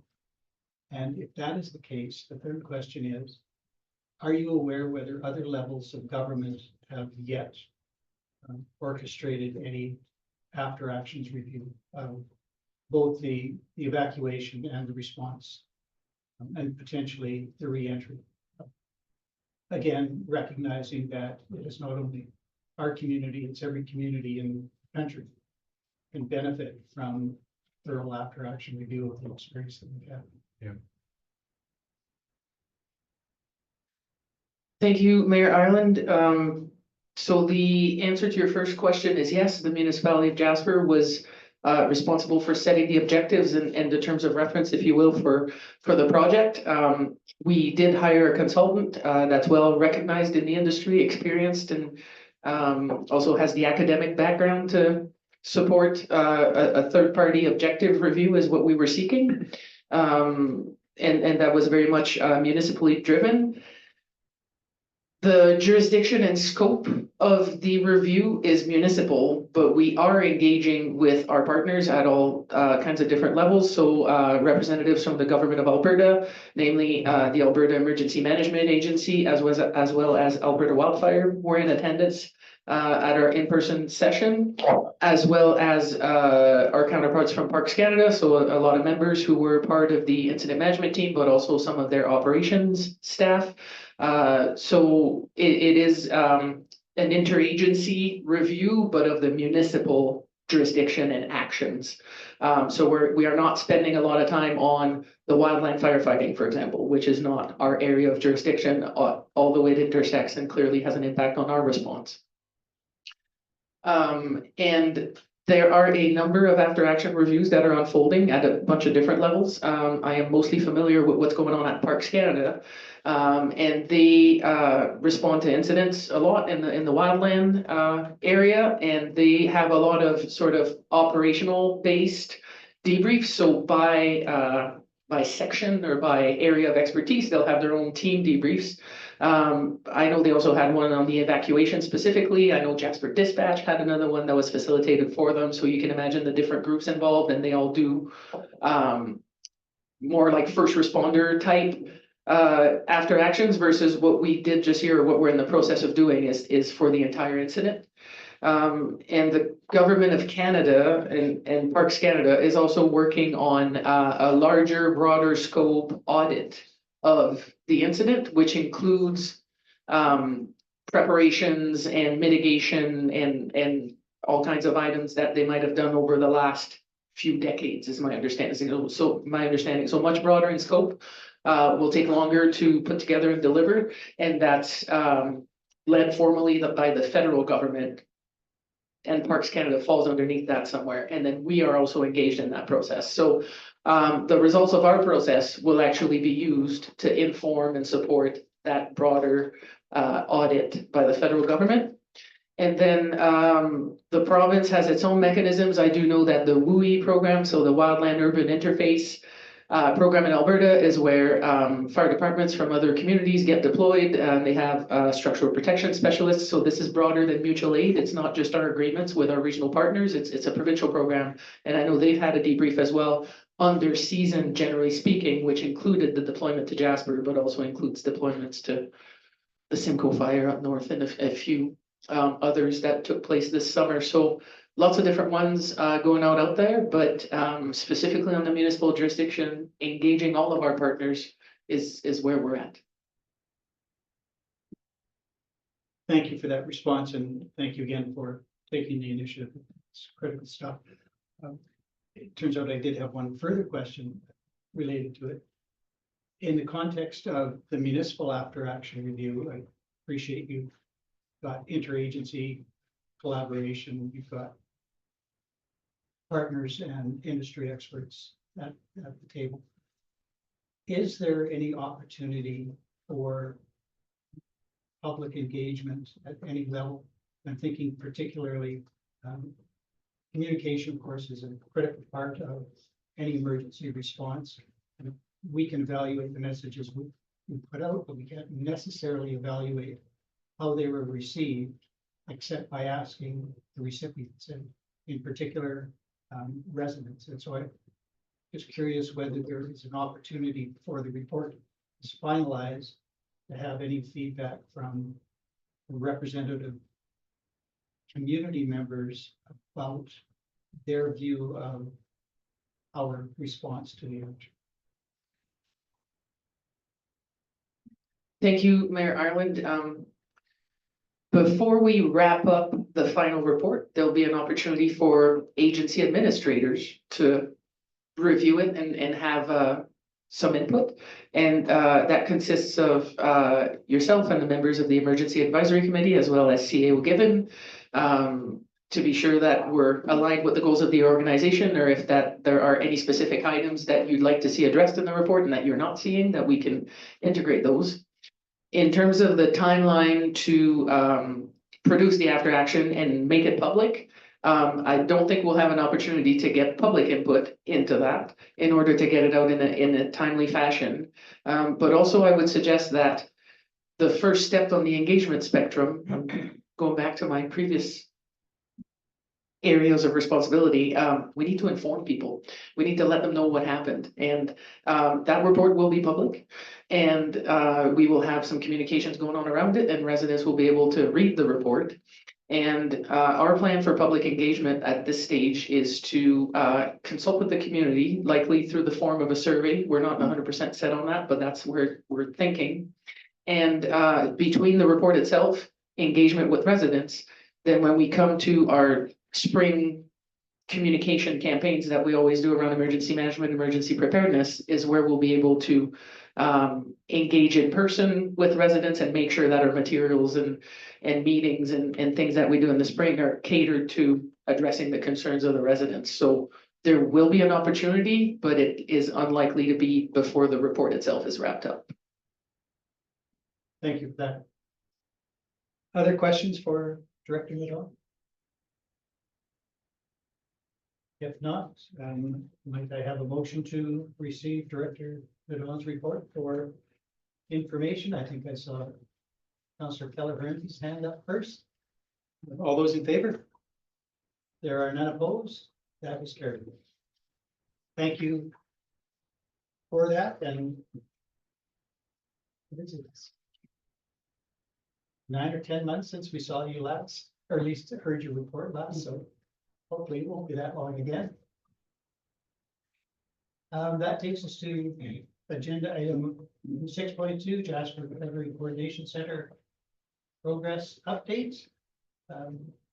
Mr. Gibbon, that's you this week.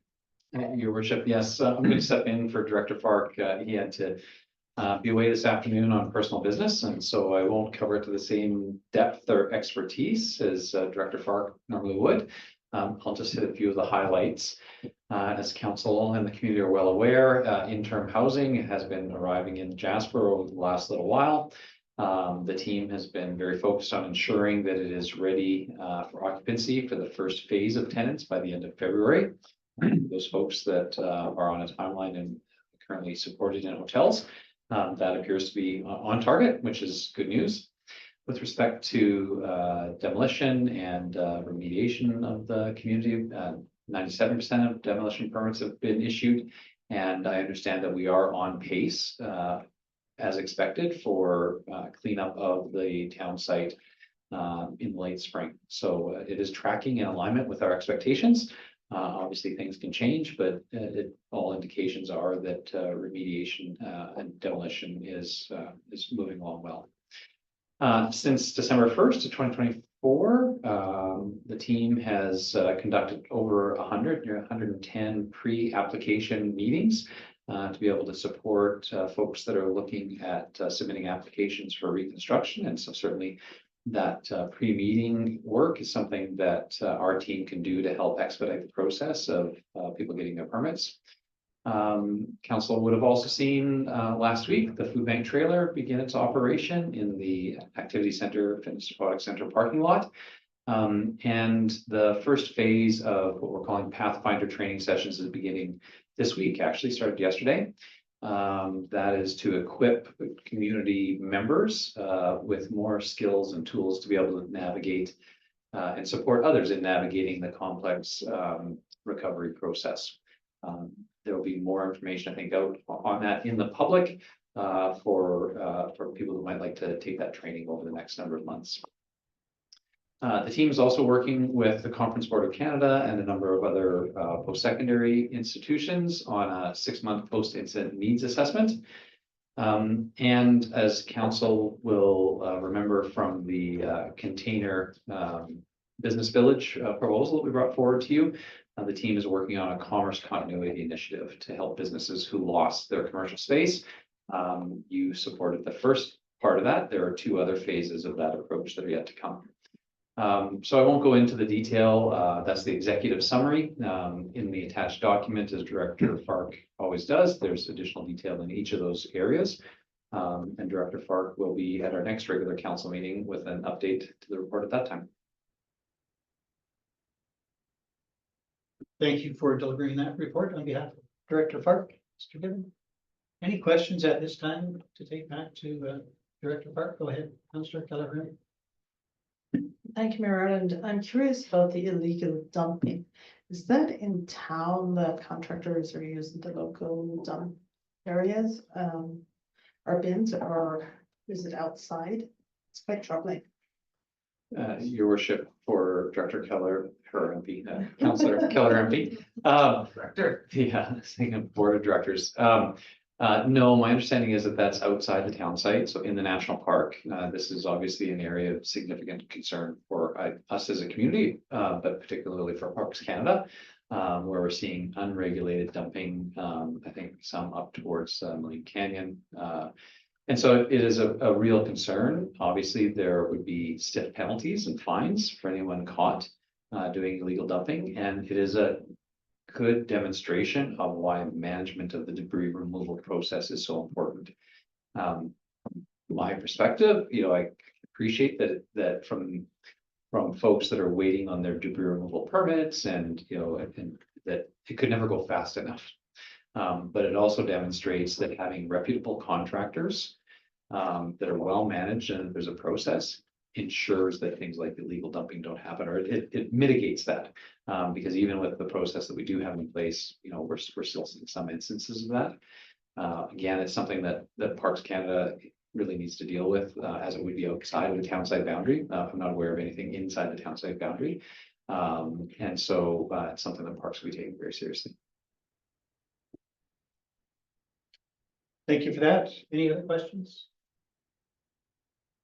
Councillor Hall. Thank you, Mayor Ireland, and I don't have a question, and I wish Director Park was here to thank him and his team for all the work that they have done in the last few months. I can say scrambling to get housing here, and it's coming and it looks amazing. And I also wanted to thank Parks Canada team in the planning department for being so accommodating and easy to reach out to, and very easy to. Very helpful.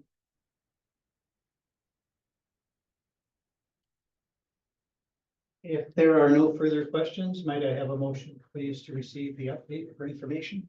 Councillor Hall, thank you. All those in favor? There are none opposed. That is carried. That takes us to agenda item 6.3, parcel HI roadway naming. That was here a week ago at committee of the whole. It was thoroughly discussed, and we've had some correspondence. I think since that time, it has been circulated, not on the agenda, but some emails that come in to the info email site, I think, have been circulated. Is there any discussion required of administration at this time, or is a councillor otherwise prepared to make a motion? There's the recommended motion or otherwise. Councillor Hall. Thank you very much, Mayor Ireland. I was not here last week. I did listen or watch the meeting after. Am I able to ask questions right now? I'm busy. Okay. This avenue, is it permanent? Like once this temporary housing goes away, and I apologize if that was already answered, but will the avenue go away once this housing is gone, or is it staying forever? Yeah, sure. Through you, Mayor, to you, Councillor. It is going to be a permanent road. The name, however, it essentially needs to be approved for the purposes of interim housing, basically so people can get civic addressing and so that we can basically provide them with utility services. The road itself will remain. The name can be temporary.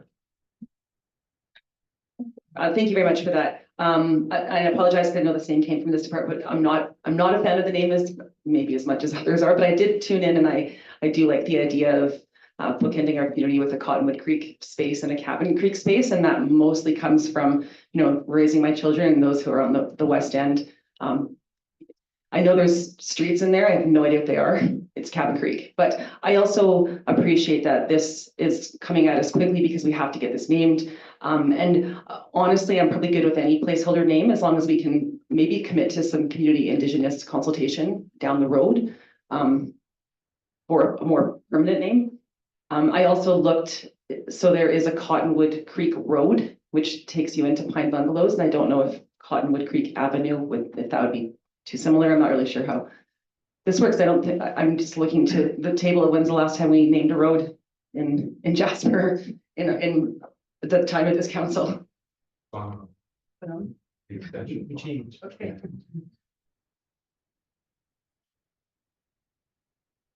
Councillor Melnick. Thank you, Your Worship, and I do remember the renaming of roads in my first term. where we changed a number of streets in town.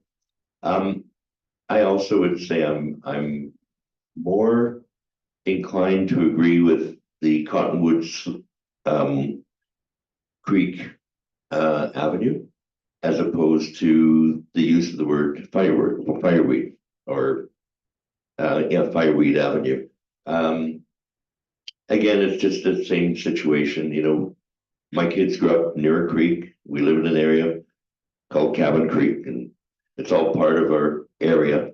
And if we're at a point right now where we need to name a road, I'd be happy to go with the suggestion from Councillor Hall as my preference. Councillor DeVota. Thank you very much, Worship, through you to administration. Last week, I asked the question about kind of somewhat rubber stamping, because we needed to start the process, and we were directing administration to go forward with a suggested name.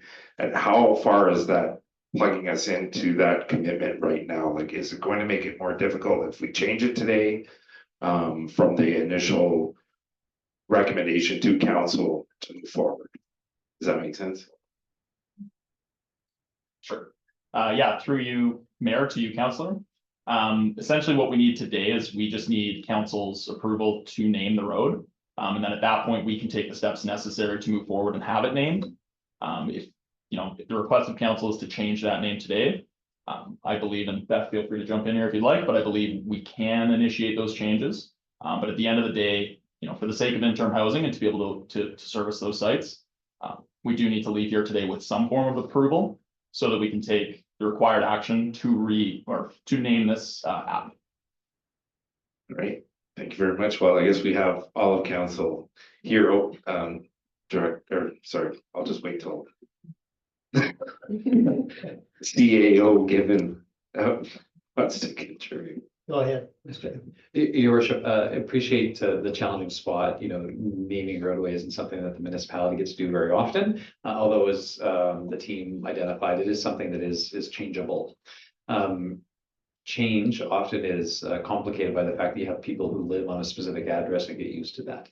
In this situation, I would make the observation that at the conclusion of the use of these sites as interim housing would be a time where there would be anybody living on those sites. And that would be a time where we might be able to do a more robust public engagement.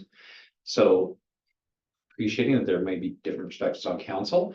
If council was comfortable with taking sort of the expedient route of utilizing the name that's been recommended, and I think maybe might have already been put into some bureaucratic processes with utilities and others. Yeah.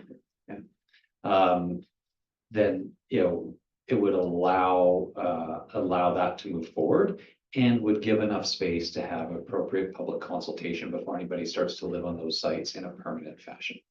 Right. The change a number of years ago with Bonhomme was complicated because there are people whose address you were changing.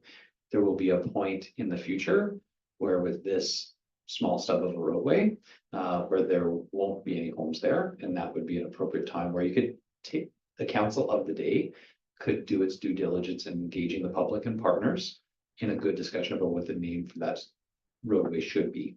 A decision at the table today would probably be about the same as the administrative recommendation, which is a little bit subjective out of the air of what seems like the best idea at the time. So I don't know that we get the same public consultation that we might like to do eventually. If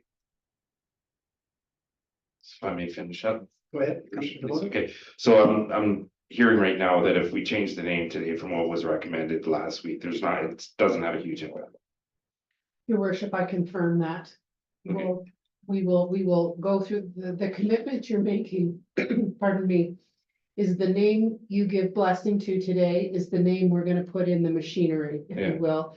And then legislation is gonna come to you and you'll be a bit stuck then.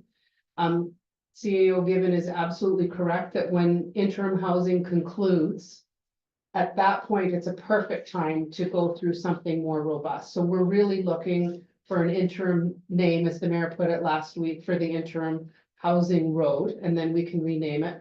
I've just double checked that on the other side of the highway to Pine Bungalows, it's Cottonwood Creek Road. I recommend not using Cottonwood Creek Avenue. It will confuse someone out there. So maybe it's a little too late to debate this. I don't know where council's desire is gonna go. I heard two people say that they support a Cottonwood name. The other suggestion, I guess one of them was, that came through was, Arnica, and that has, you know, a lot of, recognition in the park as far as flora on the ground. It also synchronizes with the A going on forward. So I'm very comfortable with both. I support the Arnica one more. I was just gonna see loose-handedly. I didn't want to get in a debate right now. If people wanted to make the change, I'm just like, I'm not for like having fire in the name whatsoever.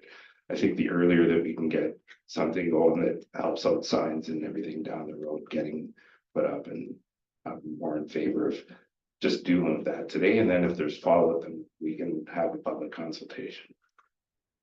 That's just my opinion. I don't know where everybody else sits. Now, if somebody made a motion, we would find out where people sit. Councillor Hall? Thank you, Mayor Ireland. And yes, again, I'm not. It really doesn't, I mean, we have to have this has to happen today. I just would love a commitment to some more consultation down the road when this down the road. Like what I did there. When the temporary homes go away. And the only reason I was thinking Cottonwood Creek is because there is a creek there. And I would imagine that the residents that move into that neighborhood are gonna hang out the creek. And I'm hoping there's, you know, they're awesome. I'm so happy they're here. They're quite square. There's not a lot of space in them. And I know that the residents that live on that side of town will definitely be hanging out the creek as we did in Cabin Creek. And maybe it just can be referred to as the Cottonwood Creek community or something. Opposed to, but I would, if there is no other conversation around this, I would make a motion that committee recommend council approve the name Arnica Avenue for the roadway on parcel HI. Thank you for that motion, Councillor Hall. Any debate? Councillor Keller. I support Councillor Hall. From what I read on the weekend, it's healing, it's a healing herb. It's didn't see, I looked up and it said it was very much in the Canadian Rockies. It just didn't say Jasper, but it's very plentiful around Lake Louise and in the higher elevations. So I do like the name Arnica, and as temporary, then have more input. I think I agree with Councillor Jamoda.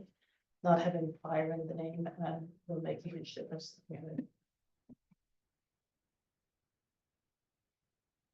Councillor Jamoda? Yeah, last week when you were zooming in, I was stuck on the term, I was just stuck on trees over the weekend, and Arnica didn't even click in. And then there was some discussion about flora, and then it was too late by the time I thought of it. And then we had a member of the gallery come up and said that they wanted to scream that out. And anyway, so that's good. I support it.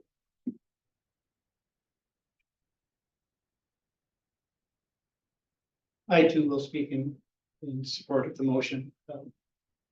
And it may in fact not have to be changed, but in any event, it is not for I or other councillors to determine who might be triggered, but simply to respect the fact that there has been an indication that some would be triggered by the recommended name. I think if that is the case, then we should avoid that. Arnica is a great substitute, and it does not prevent us from referring to the neighborhood as the Cottonwood Creek neighborhood. It need not be the name of the street there.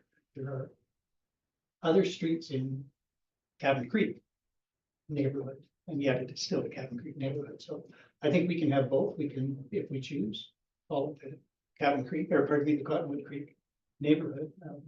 But I will vote in favor of the motion. Thanks to Councillor Hall for maybe making this a shorter process. Any other debates on the motion? All right, I will call the question. All those in favor? There are none opposed. You have a name. Thank you very much. Go ahead, Councillor Hall. Thank you. I just have a quick question. I'm assuming that side of town does not have to be renamed because it's all going to be on Connaught Avenue. Is that, or Connaught? Okay. Through you, Mayor, to you, Councillor, that is correct. This is the only road that will need a name, so. All right, that takes us to agenda item 6.4, 2024 property tax relief measures. Again, the matter that was discussed a week ago at committee of the whole. Are there any further questions that councillors may have for administration regarding this recommendation?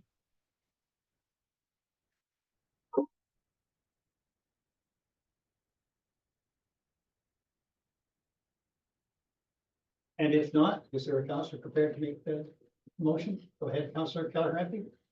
The council approved funding the required 10% municipal contribution towards tax relief for the 2024 year from the Financial Stabilization Reserve. Thank you for that motion, Councillor Kelleher. Is there any debate? I will call the question. All those in favor? There are none opposed. That is carried. That takes us to agenda item 6.5, and it occurs to me that I have a conflict. It's a family member who could be impacted by this. So I will have to recuse myself and turn the chair over to Deputy Mayor Waxer. It is going to take me a moment to get up and out of here. And once I do that, I think I probably will not return. So I will leave the conclusion of the meeting in more capable hands. Deputy Mayor Waxer, and if we could just take a 5-minute quick recess, I will make my exit and we can continue with the agenda where I am.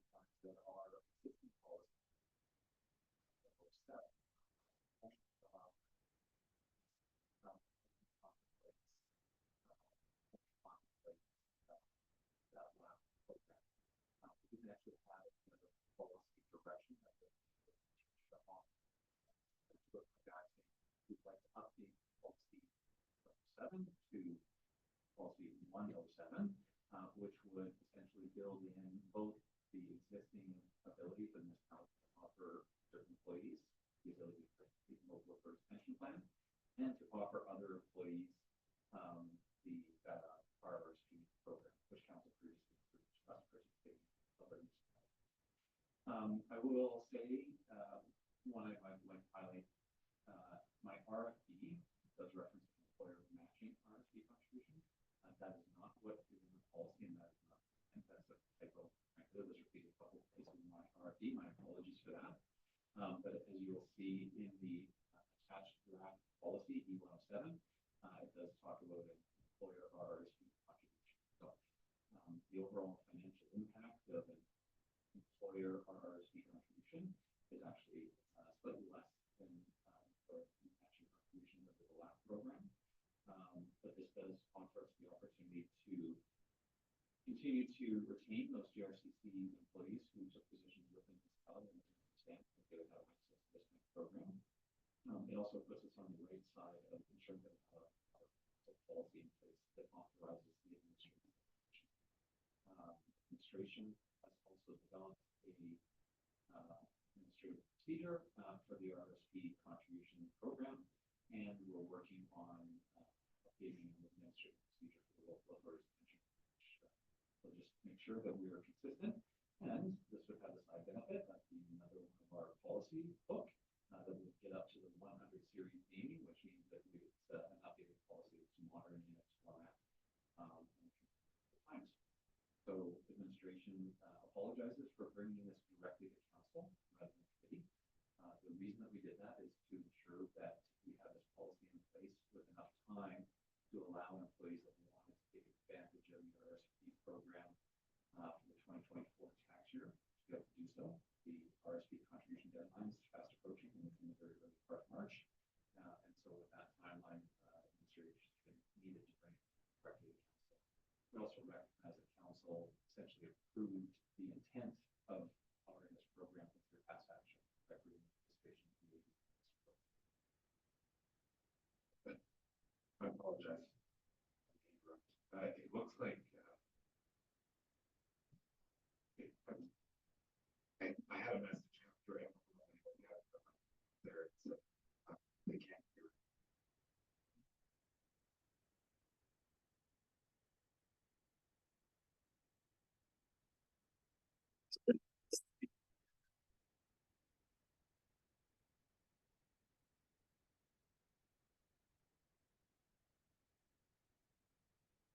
There is now.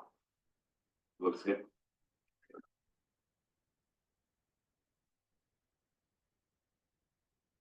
Okay, good. Then Could you repeat that, please? The question was, could I repeat that? And if anybody was watching, I'll see that I went on a really long time. I'll be much more brief. The recommendation is coming to the council table today rather than through a regular committee and council process, because we want to be able to offer this option to qualifying employees in advance of the 2024 RRSP contribution deadline. The recommendation modernizes the municipality's existing policy, which only contemplated LAP contributions. This meets council's previous intent, where you supported the municipality joining the Alberta municipalities RSP program. So you supported that back in December. This is the policy action that is essentially needed to enact that previous direction that was given. questions for CAO given?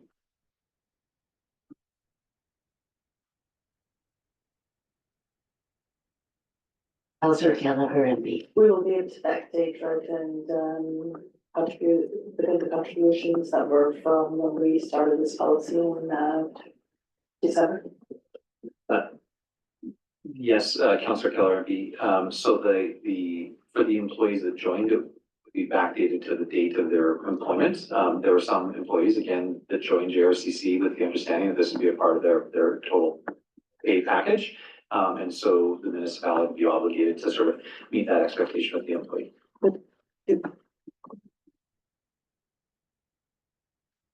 Other questions? Is there a councillor prepared to make the motion? Councillor Wilson. Yeah, I would make the motion that council approve policy E107 retirement contributions as presented. Any debate? I'll call the question then. All those in favor? Unanimously approved. We move on then to notices of motion. Anything? And councillor reports.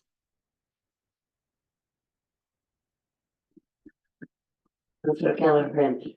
10 days ago, Friday before last, I attended Trans-County-Yellowhead Highway Association meeting. Also attended the media with everyone here, with Minister Duguid.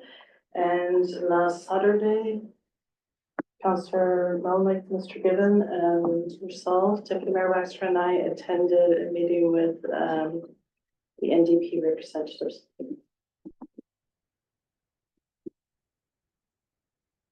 Councillor Hall. Thank you, Deputy Mayor Waxer. Last week, Councillor Melnick, CAO Given and myself attended the Tourism Industry Association of Alberta Summit in Edmonton, which was very great. And that's all I have to report.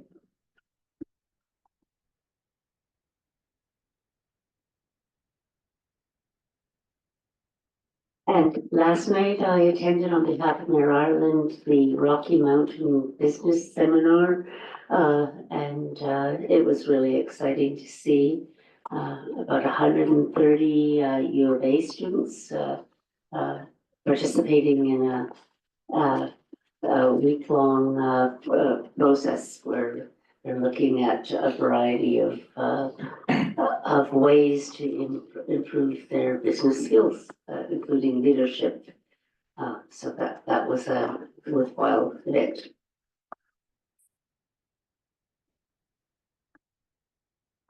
We'll move on into upcoming events. If anyone got anything they would like to add to that list?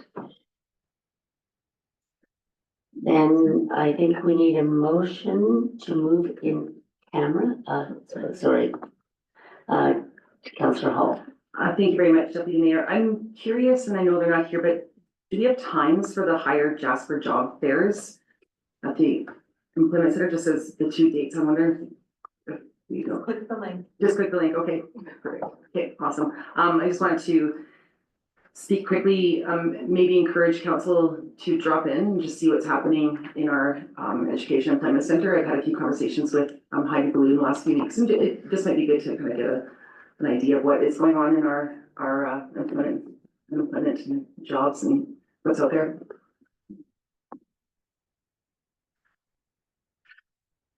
Thank you for that.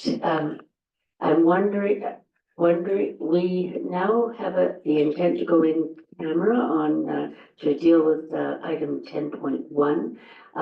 Is there an anticipation that we would revert to open discussion after the fact? Deputy Mayor Waxter, yes, there is. Administration believes that there may be a motion coming out of this in camera, so we need to reconvene in public. Okay, and so with that, is there someone who would be, Councillor Keller, MP will make the motion that we move in camera at 10:13. Oh, sorry, 4:13. Ralph, you'll make a motion to extend. All in favor? Okay. We will, do we have an anticipated time period? Deputy Mayor Keller, MP, certainly that'll be up to council. I would expect that we would be back by 4:30 at the latest. Okay, thank you. There, next.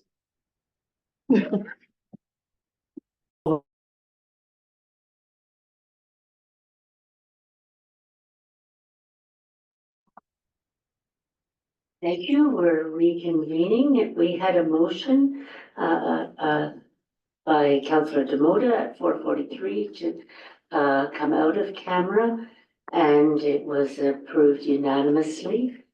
And I believe we have a motion now from a councillor, Councillor Wilson. Thank you for that. Yeah, I would like to make a motion that council direct administration to proceed as discussed during closed session. Any debate? If not, call the question. All those in favor? Motion carried. I believe then we come down to the item 11, which is adjournment. And is Councillor Keller, MP, all in favor? Motion carried. Thank you. 4:45. 4:45.